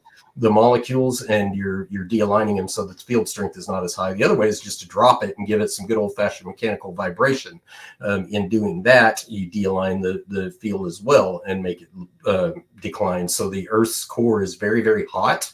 So the heat alone is naturally going to cause that decline. And the point is, extrapolating it even a very short distance, you have to conclude that you need way more reversals. Best case, worst case, you can't even go 10,000 years back into the past because the field strength was so high just 10,000 years ago that almost nothing could survive it. So with that, I'll yield my time. I kind of look forward to the Q&A portion. All right, TRock and Mark, that concludes the concluding statements. Comprehensive debate, engaging one, entertaining one. So appreciate your time. Now, since we have just hit the 3-hour mark, before we get into the audience questions, did you guys need a restroom break or anything like that? Fill up your water break? I'm good. I'm good. Okay. I'm impressive. Very impressive. You both have clearly evolved past the need for breaks and okay, so we'll just we'll get right into it. Let me remind the audience though, it's been another fun week here at Standing for Truth. This is our 5th show this week, so we've had a good mix. We've had about 4 debates. We've had at least one show that was a live interactive show. We did that with Bill Morgan last night. We had the endgame debate between Grayson and Kent. We started the week with the great Lucy debate, and we also mixed in a theology debate about total depravity. So tomorrow we will be off basically, but we'll be back on Monday. We'll be doing an open mic night on the topic of creation and evolution. So lots to look forward to, and everybody can take tomorrow to catch up on all of the content this week here on Standing for Truth. Okay, so here we go. We'll get into the questions, and we're going to start at the beginning. Mark, TRock, the nature of the Q&As is, especially since you guys were both very thorough, talked about a lot of subjects. Some of these questions might have to do with things you've already talked about, but it'll be a good time for us to re-engage them, add anything we'd like to, so on and so forth. So, creationist crybaby question for TRock. TRock, why aren't a single mammal, bird, dinosaur, or flowering plant found fossilized in any rocks of the Grand Canyon? It's a totally fair question, but you also got to ask, in a global flood, why do you think they should be there? I kind of asked this question during the debate. I have never heard a reasonable response, and when I say reasonable, I mean let's use some real-time physics, some real-time geophysical scaling, and try and answer some of those questions. And I'm not trying to deflect here, but there is a serious problem there. Why do you think they should be there? So if you're an evolutionist, you need to go work on that, come back with a good answer, not some of the stuff that I've heard in the past. But anyway, to answer this question more directly, why don't we? It's because, again, ecological zonation. I kind of alluded to this earlier. What's actually happened in most of the Western U.S. is because that is the direction that the continent moved in both the evolutionary paradigm and in the young Earth paradigm. That's the direction it moved. What I was describing earlier during the conversation was that the North American continent was basically, it was kind of gliding across the seafloor like this. And what actually happens, and this is good, this will give people, creationists, a lot of good research material. But what actually happens is, I'm going to try and get back in front of the camera here, sorry. What actually happens is, as that continent is moving, let's say here's the seafloor down here and the continent's moving across, what it's doing is shoveling up and creating kind of a hydrofoil. And that's easily described through physical bench testing. You create kind of a hydrofoil, the water comes up and it starts flowing in laminar form over the continent as the continent is moving. So it's not just water moving, it's not just the continent moving, it's both moving relative to each other. And when you get that hydrofoil, what you're seeing is scooping up the seafloor and dragging it across and depositing it on top of the continent. When that happens, there is no reason why anything on land as far as land animals, birds, you got mammals and flowering plants, all that. There is no reason why anything on land should yet be in that sediment. It won't be there yet. It hasn't been out there long enough yet. So kind of the extension of that question is the dinosaur fossils that we do find, for example, since they're a hot, popular topic, basically what's happened with those are the ones that have died way offshore, had a lot of time to deteriorate. And by a lot of time, you just got to keep in mind deterioration happens really quickly in the real world.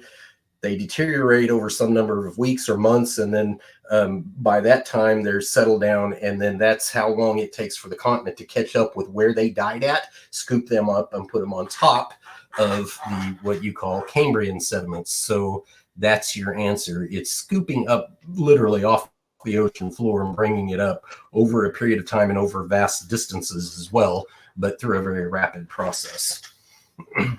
Okay, TRock, thank you for the response. Mark, I'm sure you're dying to respond. And in our Q&As, we do give both debaters the opportunity to respond to each question. We'll just make sure whoever the question is for gets the last word. Therefore, Mark, floor is yours.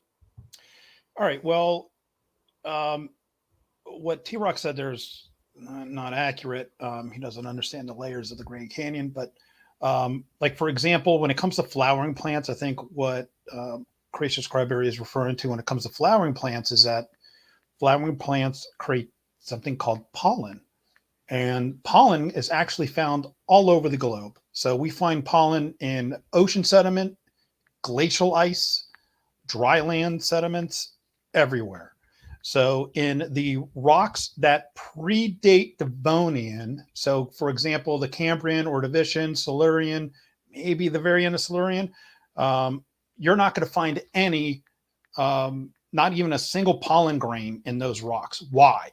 Because land plants didn't exist on the planet. If there's land plants, you're going to have pollen grains. You're going to have remnants of plant life on land. You cannot avoid it. It gets up into the atmosphere. It gets deposited all through the oceans. It's all over the place. Can't avoid it anywhere on planet Earth. So if there's no pollen, no seeds, no leaves, no traces of any type of vegetation, they didn't exist on dry land. And there's an actual hard cutoff in the fossil record for when we know land plants first evolved onto land. So one other thing, though, that's pretty interesting there, he says, why aren't there any single mammals? With some of the layers there within the Grand Canyon prove that the Colorado Plateau was actually a desert very similar to the Sahara Desert. We actually have those sand dunes fossilized within the rocks. We even know the direction of the wind. We know where the sand dunes were blowing. It's preserved within the rock. And in those desert rocks, completely antithesis of whatever flood that TRock says, there's actually something called trace fossils within those rocks of reptiles. Now, we don't have an actual fossil of the reptile, but in those fossil layers, we do have some trace fossils of reptiles. No signs of any type of marine life, because at that time, the Colorado Plateau was a desert that resembled the Sahara Desert today. Good question. Thank you, Mark, for the response. TRock, question was for you. You can have the last response. Go ahead. So the whole pollen argument, it actually is interesting, and it represents one of the better arguments that somebody could make. But there's still a very reasonable explanation for why you don't find pollen in the Cambrian, nor should you. Say again. Go ahead. I'm sorry. So that is, if you actually read the Bible, you find out that the flood started at the very beginning of the new year, which was spring. The Jewish calendar starts in spring, not January, so it's much more akin to April. But because it starts very early in the year, there's not a whole lot of pollen in the world yet, because pollens develop throughout the springtime. The other thing you have to note, though, that is that's pollen. Not true. Not along the equator, not in the warmer climates. That's only in the northern latitudes. Are you done yet? No. Okay, so pollen gets recycled very quickly in the biological world. It's eaten by some animals, or by animals, I mean, very generically speaking. Different insects consume it. Different things happen to it. It basically, when you have a pollen storm in the summer, or in the late spring or whatever, it doesn't last very long. It gets cleaned up rather quickly. But here we are at the beginning of spring, and it's lasted. Mark, can you be quiet? Sorry. It's but pollen gets consumed very quickly, and we're at the beginning of spring, so you've had most of the year for the vast majority of the pollen to have already been recycled by the biota. Furthermore, there is a formation in South America called the Roraima Formation, and it has pollen grains in rocks that are alleged to be over 1 billion years old. It's completely ignored in the literature by and large. You've got a few commentaries that say, well, it doesn't really look, it looks like contamination or something to that effect, but it's there, and getting pollen into igneous rocks, as it were, not something you could contaminate an igneous rock with. So yeah, there's no particular reason to expect pollen to be all over the planet during a global flood. Okay, thank you, TRock, for that final word. And so we'll move on to the next question. Comes in from Centurion 737. This time it's for you, Mark. And he's asking, if volcanic ash is a rock and not ash, does that mean hail is a rock because it's called hailstones? Whoa. Okay. Okay. All right. So what is volcanic ash? Let's start with that. Volcanic ash is volcanic glass, really? So if you look at volcanic ash under a microscope compared to the ash, for example, like in your fire in your house or in a wood fire, it's completely different. So what volcanic ash is, if you look under a microscope, it looks like very small pieces of shards of glass. It's very sharp. The reason why the people in Pompeii died, for example, during Mount Vesuvius eruption, is when you inhale the volcanic ash, it actually will start scratching up and cutting up the interior of your lungs. It's brutal to breathe in compared to ash from a fire, like a regular forest fire, for example. You actually will suffocate because your lungs start filling up with blood. It's a brutal way to die. All right, brutal way to die. So it is. So what is volcanic ash? Imagine taking a piece of obsidian and smashing it up with a rock into very fine dust. Is just because you smashed up a piece of obsidian, it's still rock. It is just pulverized rock. What volcanic ash is rock, is igneous rock that was pulverized from the force of the explosion. Volcanic ash usually only occurs when you have the lava has a very high silica content. For example, it's either mafic or felsic. This is going to be the felsic type. So that's usually what forms volcanic ash. And as far as, does it mean hail is a rock because it's called hailstones? Hail is ice. It's not an actual, I mean, it's called, technically you can say that ice is a mineral, because there's about 19 different forms of ice, actually. This is the stuff that only people like me are interested in learning about, that my kids make fun of me for. But so hailstones are simply ice. It's just a common term for hail, which is ice, and it's a completely different rock than what volcanic ash is. Hope that answers your question. Mark, appreciate the response. TRock, floor is yours. Whenever you're ready, go ahead. Oh, Mark or TRock, I think you're on mute. Thank you. I'll try and be real quick on this. Ash is not a rock. It's by definition, by exactly what Mark was describing. It's sedimentary. It's in loose form a lot of times anyway. But either way, the density is low enough that plants can actually grow in ash. You can burn, and granted, the ash that comes out of a volcano is different from the ash that you get from like burning wood or whatever. But in all cases, plants actually grow very well in ash because it's broken down the minerals quite well. But it can be a rock if it's compacted, to solid form. It could be considered a rock. Otherwise, it's not. It's too loose a form. And water, no form of water is a mineral. None of them. Not ice, not snow, not any form of water. The standard definition of minerals excludes water from being a mineral. So anyway, I think what Mark missed was the bigger point, is that he wanted to look at an area of the western U.S. of a whole bunch of green plants growing on what he was trying to call igneous rock. In reality, no plants grow on top of solid rock like that. They all have to have some sort of loosened sediment or low density form to be able to grow in. So I'll stop there. Okay, TRock, thank you. Mark, it was your question. Did you want a final word on anything? Yeah, just for Centurion, just completely disregarded what TRock said. He has no understanding of the rock cycle and what a rock is. If I have an igneous rock, according to his, he probably wouldn't even see pumice as a rock. So look, anything that was igneous, any type of igneous rock, if I crush igneous rock, it's still igneous rock. It's not sedimentary rock. It will become sediment. That's through the rock cycle. And I can have an entire hour presentation to educate people like TRock on what the rock cycle is. So what that will do is, through erosion and weathering, it will break down igneous rock into sediment. But that doesn't mean sediment is sedimentary rock. It hasn't been lithified underground. So it's still igneous rock until it forms another type of rock through lithification. Something called diagenesis is the actual whole process.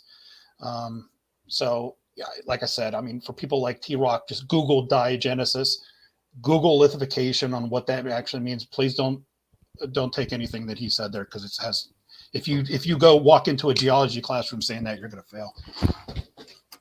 Okay, Mark and TRock, thanks for your responses. Okay, another one for TRock. Creationist Crybaby coming at you again.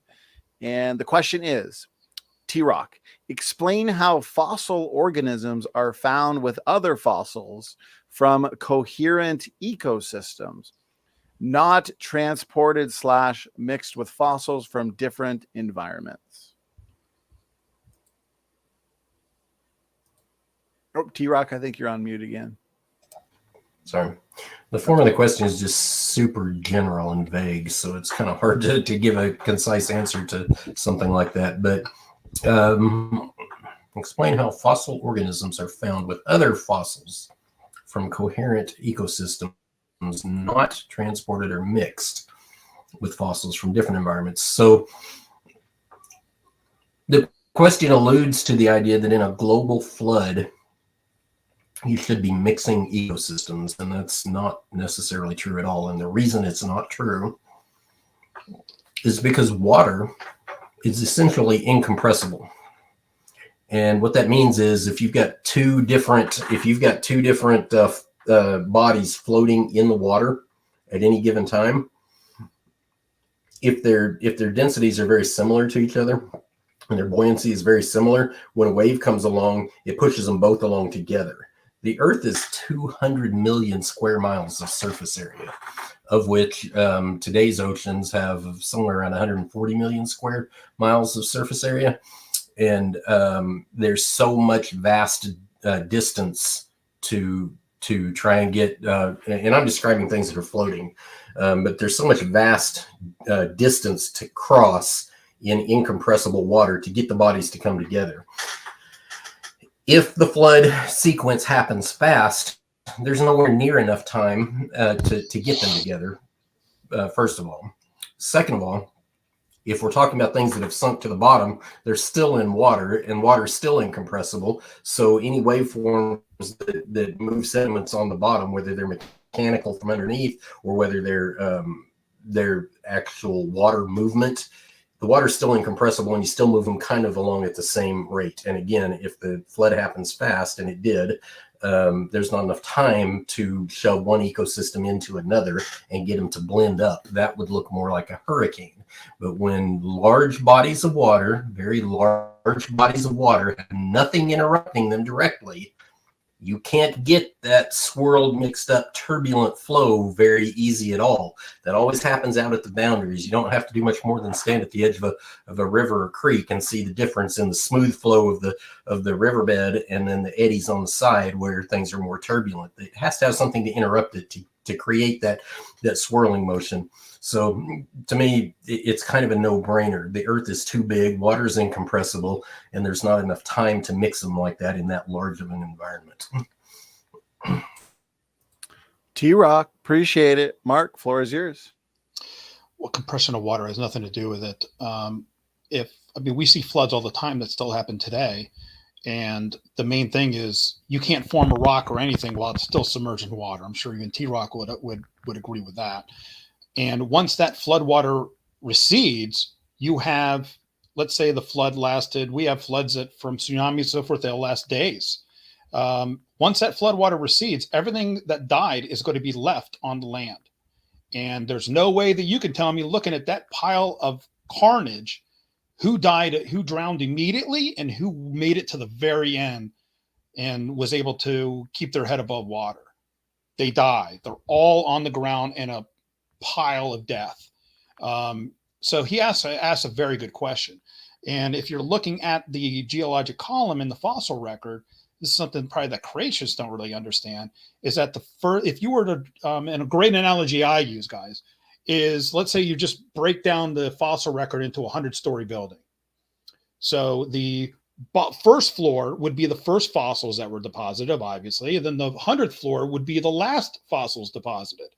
So if you're going up this elevator on our building of fossils, for the first 83 floors, all you would see are single-celled marine organisms. That's all. On the 84th floor, you'd finally see multicellular marine fossils. But marine fossils, no life on land. It wouldn't be until the 89th floor where you'd finally find life on land, but no trees, no flowering plants, no reptiles, no mammals, no birds, no dinosaurs, just primitive fungus, arthropods and amphibians. By the 94th floor, dinosaurs finally make their appearance. 96th floor, you finally get some fossils of mammals, not the ones that are alive today, but you start seeing mammals on the 96th floor. 98th floor, whale fossils finally come into the picture. And it's not until the very top of the 100th floor toward the ceiling is where you start seeing any of the animals that would possibly be alive today, like, primitive humans and mammals. Nothing that creationists believe was on the ark is found in the fossil record. The exact matches for that, because they didn't exist back then. So it's a pretty good breakdown and the reason why, to answer the question is why, explained for different organisms are found in different layers, because animals lived at different times during the Earth's history. You just didn't have everything sitting in a pile of death after the flood waters receded. And, there's technically 2 flood stories in Genesis. All Jews know this because we read the Torah in Hebrew. You guys should probably try to do like TRock, learn Hebrew. There's 2 flood stories. There's 2 creation stories in Genesis 1. Between Genesis 1 and Genesis 3, there's two creation stories, and there's 2 flood stories if you actually read Genesis. So you'd have to kind of determine on which one of those stories it's either the flood lasted a year or 150 days. But regardless, after that 150 days, all you're going to have is just a pile of carnage at the end when that water recedes. Hope that answers the question. Thank you, Mark. And TRock, question was for you. Go ahead. Yeah, Mark's equivocating again. I pointed this out in my first response that turbulent flow where you do mix things happens at the boundary zones, and he's equivocating a local catastrophe with a worldwide flood. A local catastrophe has very close proximity boundary zones to it, so you get a lot of turbulence. You can mix things, and by very definition of local catastrophe, you expect everything in that ecosystem to be together. And so, yeah, you're going to have to learn to separate the difference between the evolutionary viewpoint and the creationist viewpoint, and separate the difference in the in the physical sizes of the comparisons you're trying to make there. It's vastly different scales with vastly different expectations. But probably, if you're a biologist listening, here's one of the major complaints I have with Marc's assessment that the fossils represent different times throughout a very deep geological history, and that is that in the evolutionary paradigm, there is, for hundreds of millions of years, there's never a complete ecosystem until you finally get some plants and some land animals way down the road in the process. And the problem with that is that the ecosystem we have today works because it takes all of the biota in the world to contribute to the recycling process. And so basically what that means is if you subscribe to the evolutionary paradigm, you've got this long period of time where you have marine animals and no plant life. The problem is you don't have a complete recycling system. Without a complete recycling system, you get a bunch of trash and garbage piling up that living organisms cannot survive in. You need all of it to work together globally. It's just insane to me that anybody can imagine 100 million years worth of time without a complete biodome in place. All right, TRock and Marc, thank you very much. Next question comes in from Mitchell. This time's for you, Marc. Question for Marc. How exactly was the original granite formed within the evolutionary paradigm? Great question. Granite actually is an intrusive, it's actually formed by intrusive magma. So what happens is, think of a volcanic eruption that doesn't happen. So the magma comes up from the mantle, and then what will happen is it will then solidify before it reaches the surface. So magma is molten rock that has not breached the surface. Lava is molten rock that has breached the surface. So what the granite is, which is usually what comprises of cratons, continental crust is lighter than oceanic crust. There's a very distinct difference between oceanic crust and continental crust, which is how we know where for example, the very top of the Himalayas are comprised of oceanic crust. That's why on the top of the Himalayas, you will not find any fossils of land animals or land plants, because that was actually oceanic crust that was pushed up when the Indian subcontinent collided with Asia. So the granite is usually comprises the continental crust, which is lighter, more buoyant than the oceanic crust, which is formed from basaltic lava, which has a very low silica content and high iron content. The granites, the magma that formed the granites, is something that it's called mafic. So it will usually be mafic, which will be a high silica, low iron content. So it's going to have more buoyancy. So that's a very good question. It's the way that it forms is really from rising from the Earth's mantle, and it will solidify before it breaches the surface of the ground. Marc, appreciate the response. TRock, floor is yours. No deep time history could possibly form granite the way we see it today. And the reason you know that is because when you look at granites, what they have inside of them is the little radio halos from like polonium. So whenever the nucleus of an atom decays and shoots off an electron, and you end up getting these little halo signatures. They're basically just small spheres of damage that are apparent in the granites. And the problem is how you know that didn't happen the way it's described in evolutionary deep time history is because you're typically talking about very large bodies. Granites come in huge slabs, and they take a long time to cool under the evolutionary paradigm. And so the problem there is the longer they take to cool, the more likely they are to anneal out the radio halo signatures that are in there. And not surprisingly to a creationist, it actually only takes a number of days up to about a month to do so, which is way, way, way too fast. So granites have to have been formed very quickly. And so because of that, because you have to have extremely rapid cooling to get them to form the way you see them today, it kind of implies that there's also super rapid cooling in that granite as well. And none of that would happen under normal geothermal processes in the volumes of granite that we see today. So. TRock, thank you. Marc Segal, question was for you. Get the last response. Yeah, we know exactly the temperatures, pressures, everything that granite forms. I have no idea what TRock just said. There is nothing it's completely coherent and nothing matching up with observable and measurable reality and science. He's making up stuff just so he doesn't have to deal with observable reality. So just go with what I told you, because that's what's proven science. Okay, Marc, thank you for that final word. Okay, so next question comes in. Let's see here. Question for Marc from Donnie's blue shirt. Appreciate it. Question for Marc.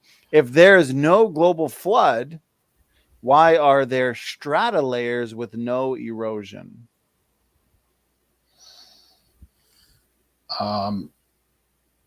Strata. Okay. So I would need to understand like what type of strata layers you're talking about. But okay, so sedimentary rock is formed from sediment. Where does sediment come from? It's not a magical thing that just poofs out of the air.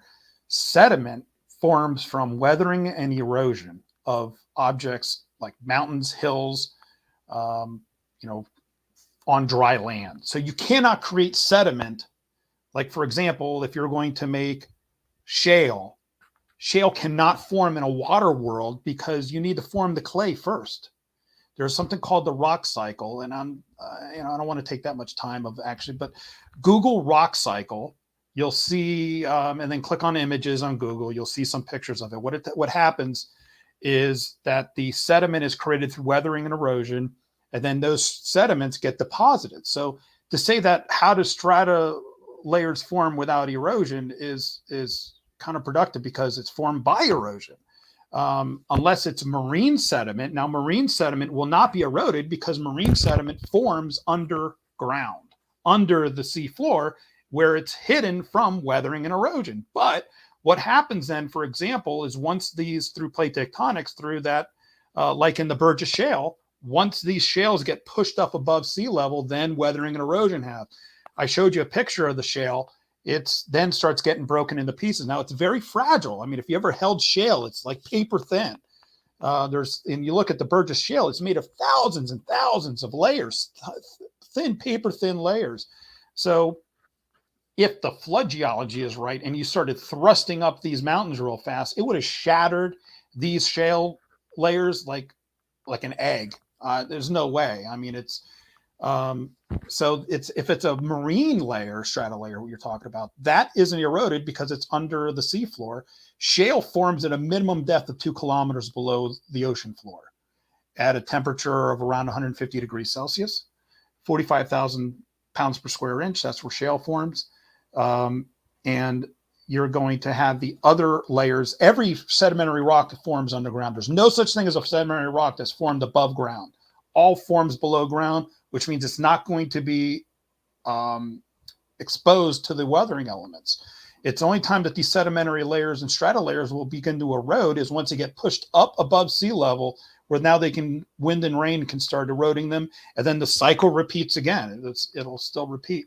All forms of rock, either igneous, sedimentary, or metamorphic, all will become loose sediment that will then become sedimentary rock. And like I said, there's no such thing as any sedimentary rock below 10 miles below ground, because then the heat and the pressure will start to melt that and metamorphize that rock down into metamorphic rock. So hope that answers your question. Okay, thank you, Marc. TRock, floor is yours. Donnie, I'm going to share my screen real quick if you don't mind. Sure.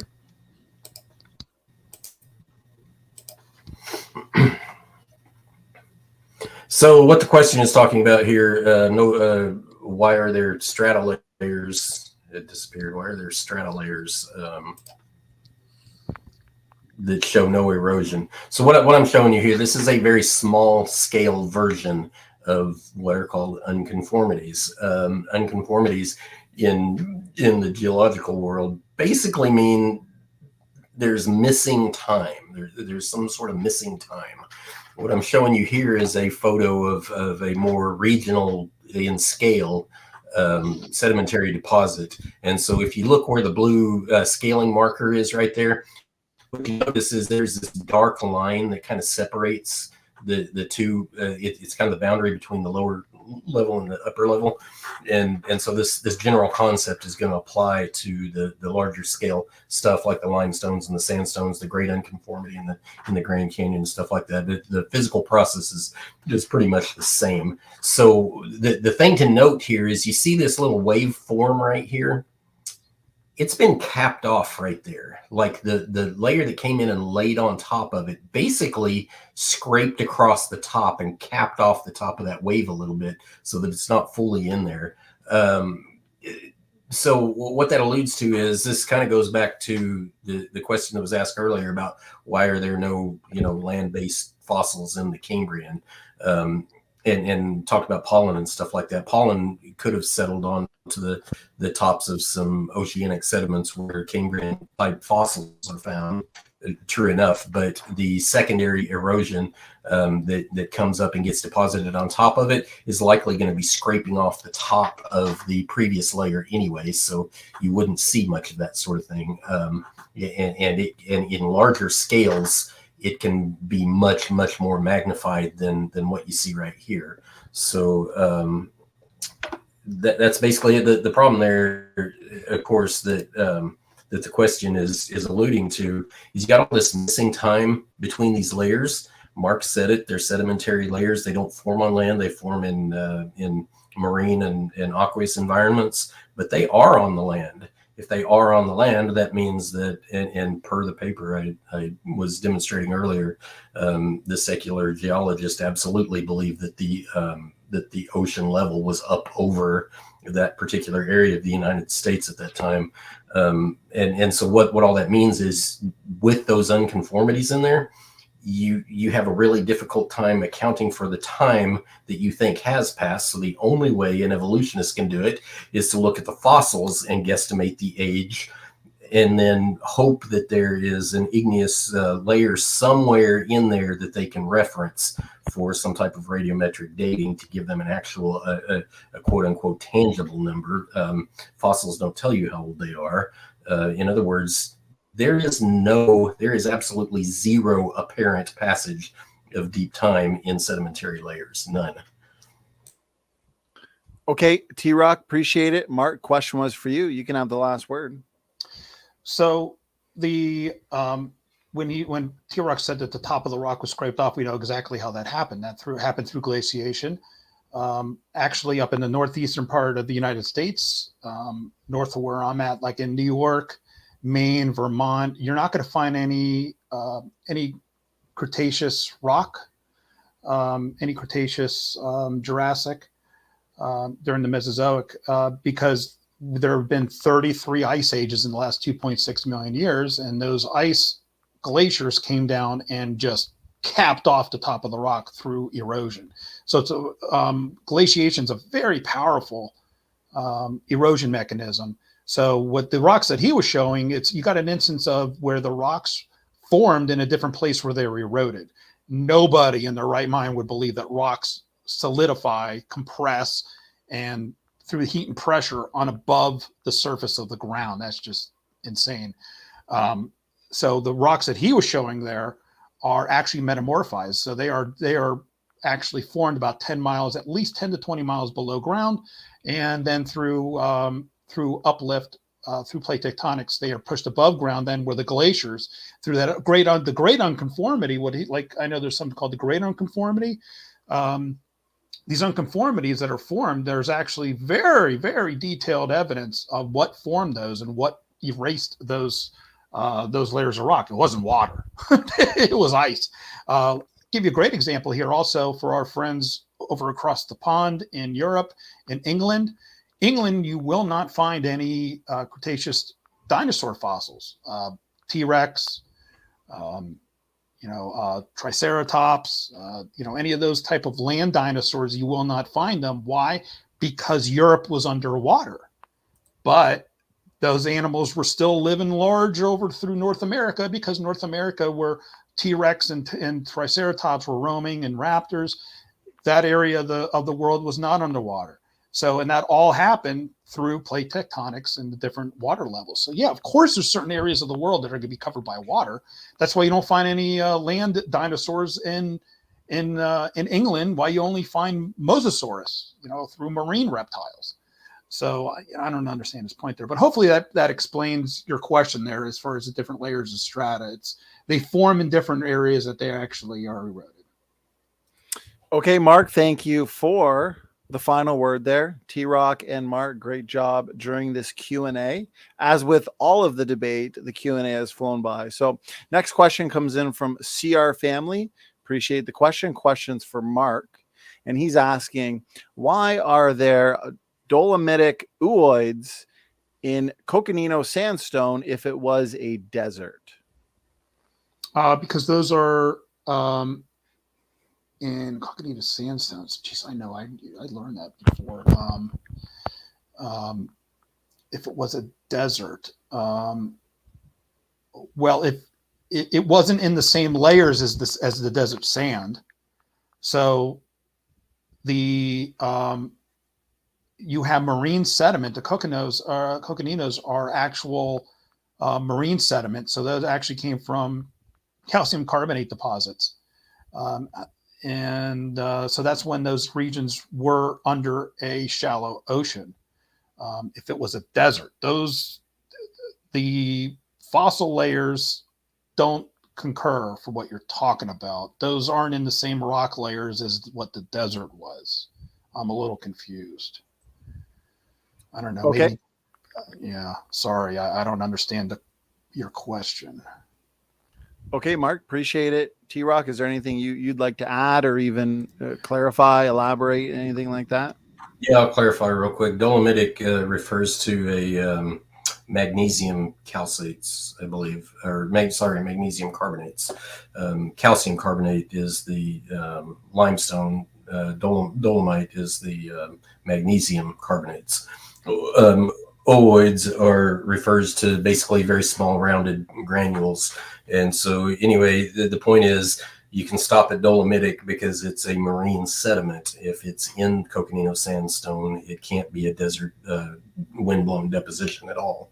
Not to mention you have no mechanism in a dry aeolian deposit to solidify or lithify, as it were, the granules. There's nothing there. You have to have water of some sort.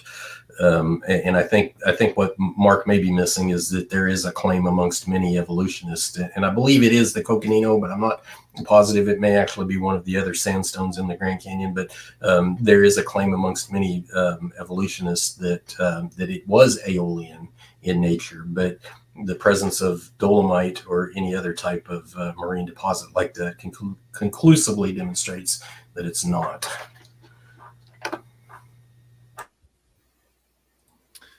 Thank you very much, TRock. Mark, question was for you. The questioner does clarify a little bit and says, yes, it was in the sandstone and not in the carbonate lenses. Nonetheless, Mark, question was for you. And so to be fair, if you'd like the last word or to end with anything, go ahead. Yeah, it looks like those Coconino sandstones, they were formed during the Permian period. That was in a Sahara Lake sand. So it doesn't look like they are, doesn't look like they're even marine. I'm trying to see here. It's been years since I researched that. I'm sorry. Yeah, those are the Coconino sandstones were formed in a desert environment, and they're not marine. So hope that answers your question. It's formed during the Permian period. Okay. What we'll do, I think, because we did just hit the 3 hour and 40-minute mark, and we do have to wrap this up somewhere. And so we'll get one final question in here. And to balance it out a little bit, we'll wrap it up with a question for TRock. Question comes in from Zach Hancock. TRock, what is the young earth creationist, or I guess your specific perspective, TRock, on the formation of Hawaii? That's a good question. I apologize, Zach, if I don't give you a super specific answer, but I will say that what you're going to find is that it's going to be extremely similar to the deep time paradigm in how Hawaii was formed. A whole lot of the mechanisms in young earth creation basically are identical to what you find in old earth. So if you call it a Pluton or whatever, you've got magma coming up from the ocean floor. The mechanism itself is not going to be radically different. It's going to be pretty much the same. So the question isn't how it formed, it's when it formed. That's where the disagreement is going to take place. Thank you, TRock. Mark, floor is yours. So we know how Hawaii formed. If you go onto Google and just do a search for the Emperor Seamount Chain, you will see the line of the Hawaiian Islands. There's a little over 100 islands that did form from the same hotspot. We know it all formed from the same hotspot because each volcano actually has a unique signature. It's very similar to a fingerprint. Each volcano in the world has a very, very particular chemical signature, and they produce their own very specific type of chemical composition for lava. So all of the volcanic islands, all the Hawaiian islands, are composed entirely of lava rock. And as those islands get older, as they're moved off of the hotspot, because that magma is, remember if I told you that it's mafic and has a very high iron content. So if you look at the furthest islands out to the west, you'll see the rock is literally like decaying. It's falling apart. It's reddish. That's because of the oxidation within the magma. Now in Hawaii, because the magma is much younger, that hasn't happened yet. But you'll see that all of those islands were formed from the same hotspot. You even see a unique bend. So there's actually a bend in the Hawaiian Islands where it goes up before the Pacific Plate subducts under Asia. So like what TRock said earlier, as far as he was saying, well, why is there only 200 polar reversals along the ocean floor? Well, there's been a lot more than that, but that's the only record we have because that's the oldest seafloor that exists on the planet. Is about 200 million years old. Because older than that, it starts subducting back down into the earth. So you'll actually see, like I mentioned earlier, you see different islands will have different polarity because the polarity of the earth was different when those islands formed millions of years ago.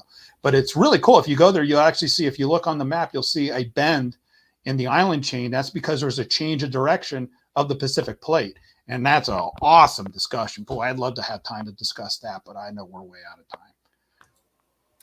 Mark, thank you very much. TRock, question was for you. You can have the last word.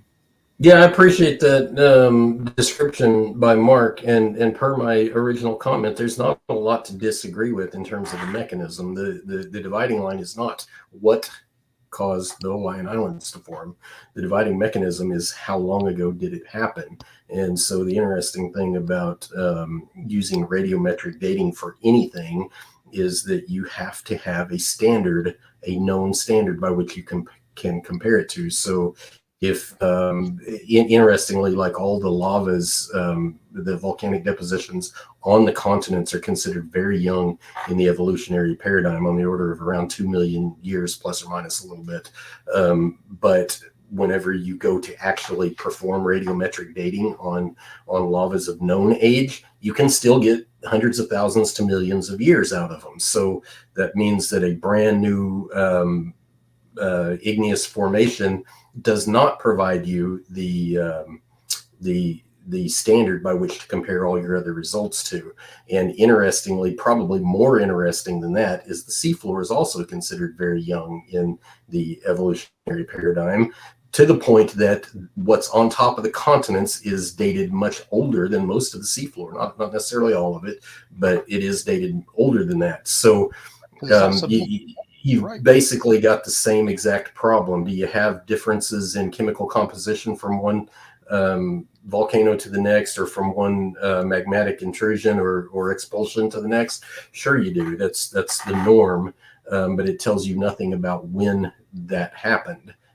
Again, you have to appeal to this method calibrates this method, calibrates this method. So you've got this long chain of calibrations that are all tied together in such a way that it basically produces a vast amount of circular reasoning. I kind of highlighted that in part of my presentation, where I was showing that in the Salk sequence, the authors of the paper were looking to fossil calibrations to tell them what the geology age was, but why? You can find fossils all over the world with carbon-14 in them, dated well beyond the Jurassic era. As a matter of fact, you can go back about 500 million years and find soft tissue, elastic soft tissue, in supposedly very ancient fossils. So that tells you that the times assigned are really the issue, not necessarily the mechanisms. All right, TRock and Mark, we are concluding the audience Q&A now. Comprehensive debate, definitely a fun one. 4 hours. So it's another debate in the books, and another one of our 4-hour debates in the books that we do here and there. So great endurance from the both of you. It's been a ton of fun. I appreciate it. Let's get some final words, final thoughts. Thanks again for doing this. It really has been a Saturday night showdown on the worldwide flood. So Mark, let's start with you. This is your second time here. And so thanks for doing this, and some final words, final thoughts. I just want to thank TRock. I had a great time talking to him. And Donnie, thank you very much. Hopefully everyone got some good information from it. And I thought we discussed a lot of different topics. That's just crazy how much stuff we actually covered. So, and I hope to do it again. So just thanks so much to TRock and Donnie. I really appreciate the opportunity and the time. It was a lot of fun. Absolutely. My pleasure. You guys definitely discussed a lot. This was almost like 2 worldwide flood debates in one. And so again, great job to the both of you. I appreciate all the prep you have both put into this debate and into making it memorable. So TRock, thanks again for doing this. Thank you for your time. And some final words, final thoughts. Yeah, along the same lines as Mark, I just thankful for the opportunity. Thank you, Donnie, and thank you to the audience for putting together some good, thoughtful questions and stuff like that. That's always helpful. Perhaps if we do this again in the future, we can do it specifically on the age of the Earth. And we can talk about radiometric dating in depth and why we know beyond a shadow of a doubt it's not a good method to determine ages of hardly anything. But either way, we can have that discussion in the future sometime. But thank you to the audience. I'm always thrilled to death when there's a lot of people actively participating in the discussion. And thank you, Donnie, for putting this all together. I know you have help in the background, so thank you to your team as well. Yeah, and we'll do it again sometime, maybe. Yep, absolutely. I'm sure there will be a lot of people interested and excited for a round 2 one day between Marc Segal and TRock. You both always make for a fantastic debate. Thank you for doing this. And again, I appreciate the passion from both of you on this topic. So to the audience, thank you so much for tuning in. Thank you for the support. Thank you for all the questions. As always, we have a ton of fun during the audience Q&A period. Lots of great questions, all on topic. And our debaters tonight did a great job answering. Hit that like button. Yes, hit that like button, hit that subscribe button, share this content around. Yes. And take tomorrow to catch up on this week's content. This was the 5th show this week, and we really had some epic debates this week. So with that, Standing for Truth is out. God bless all.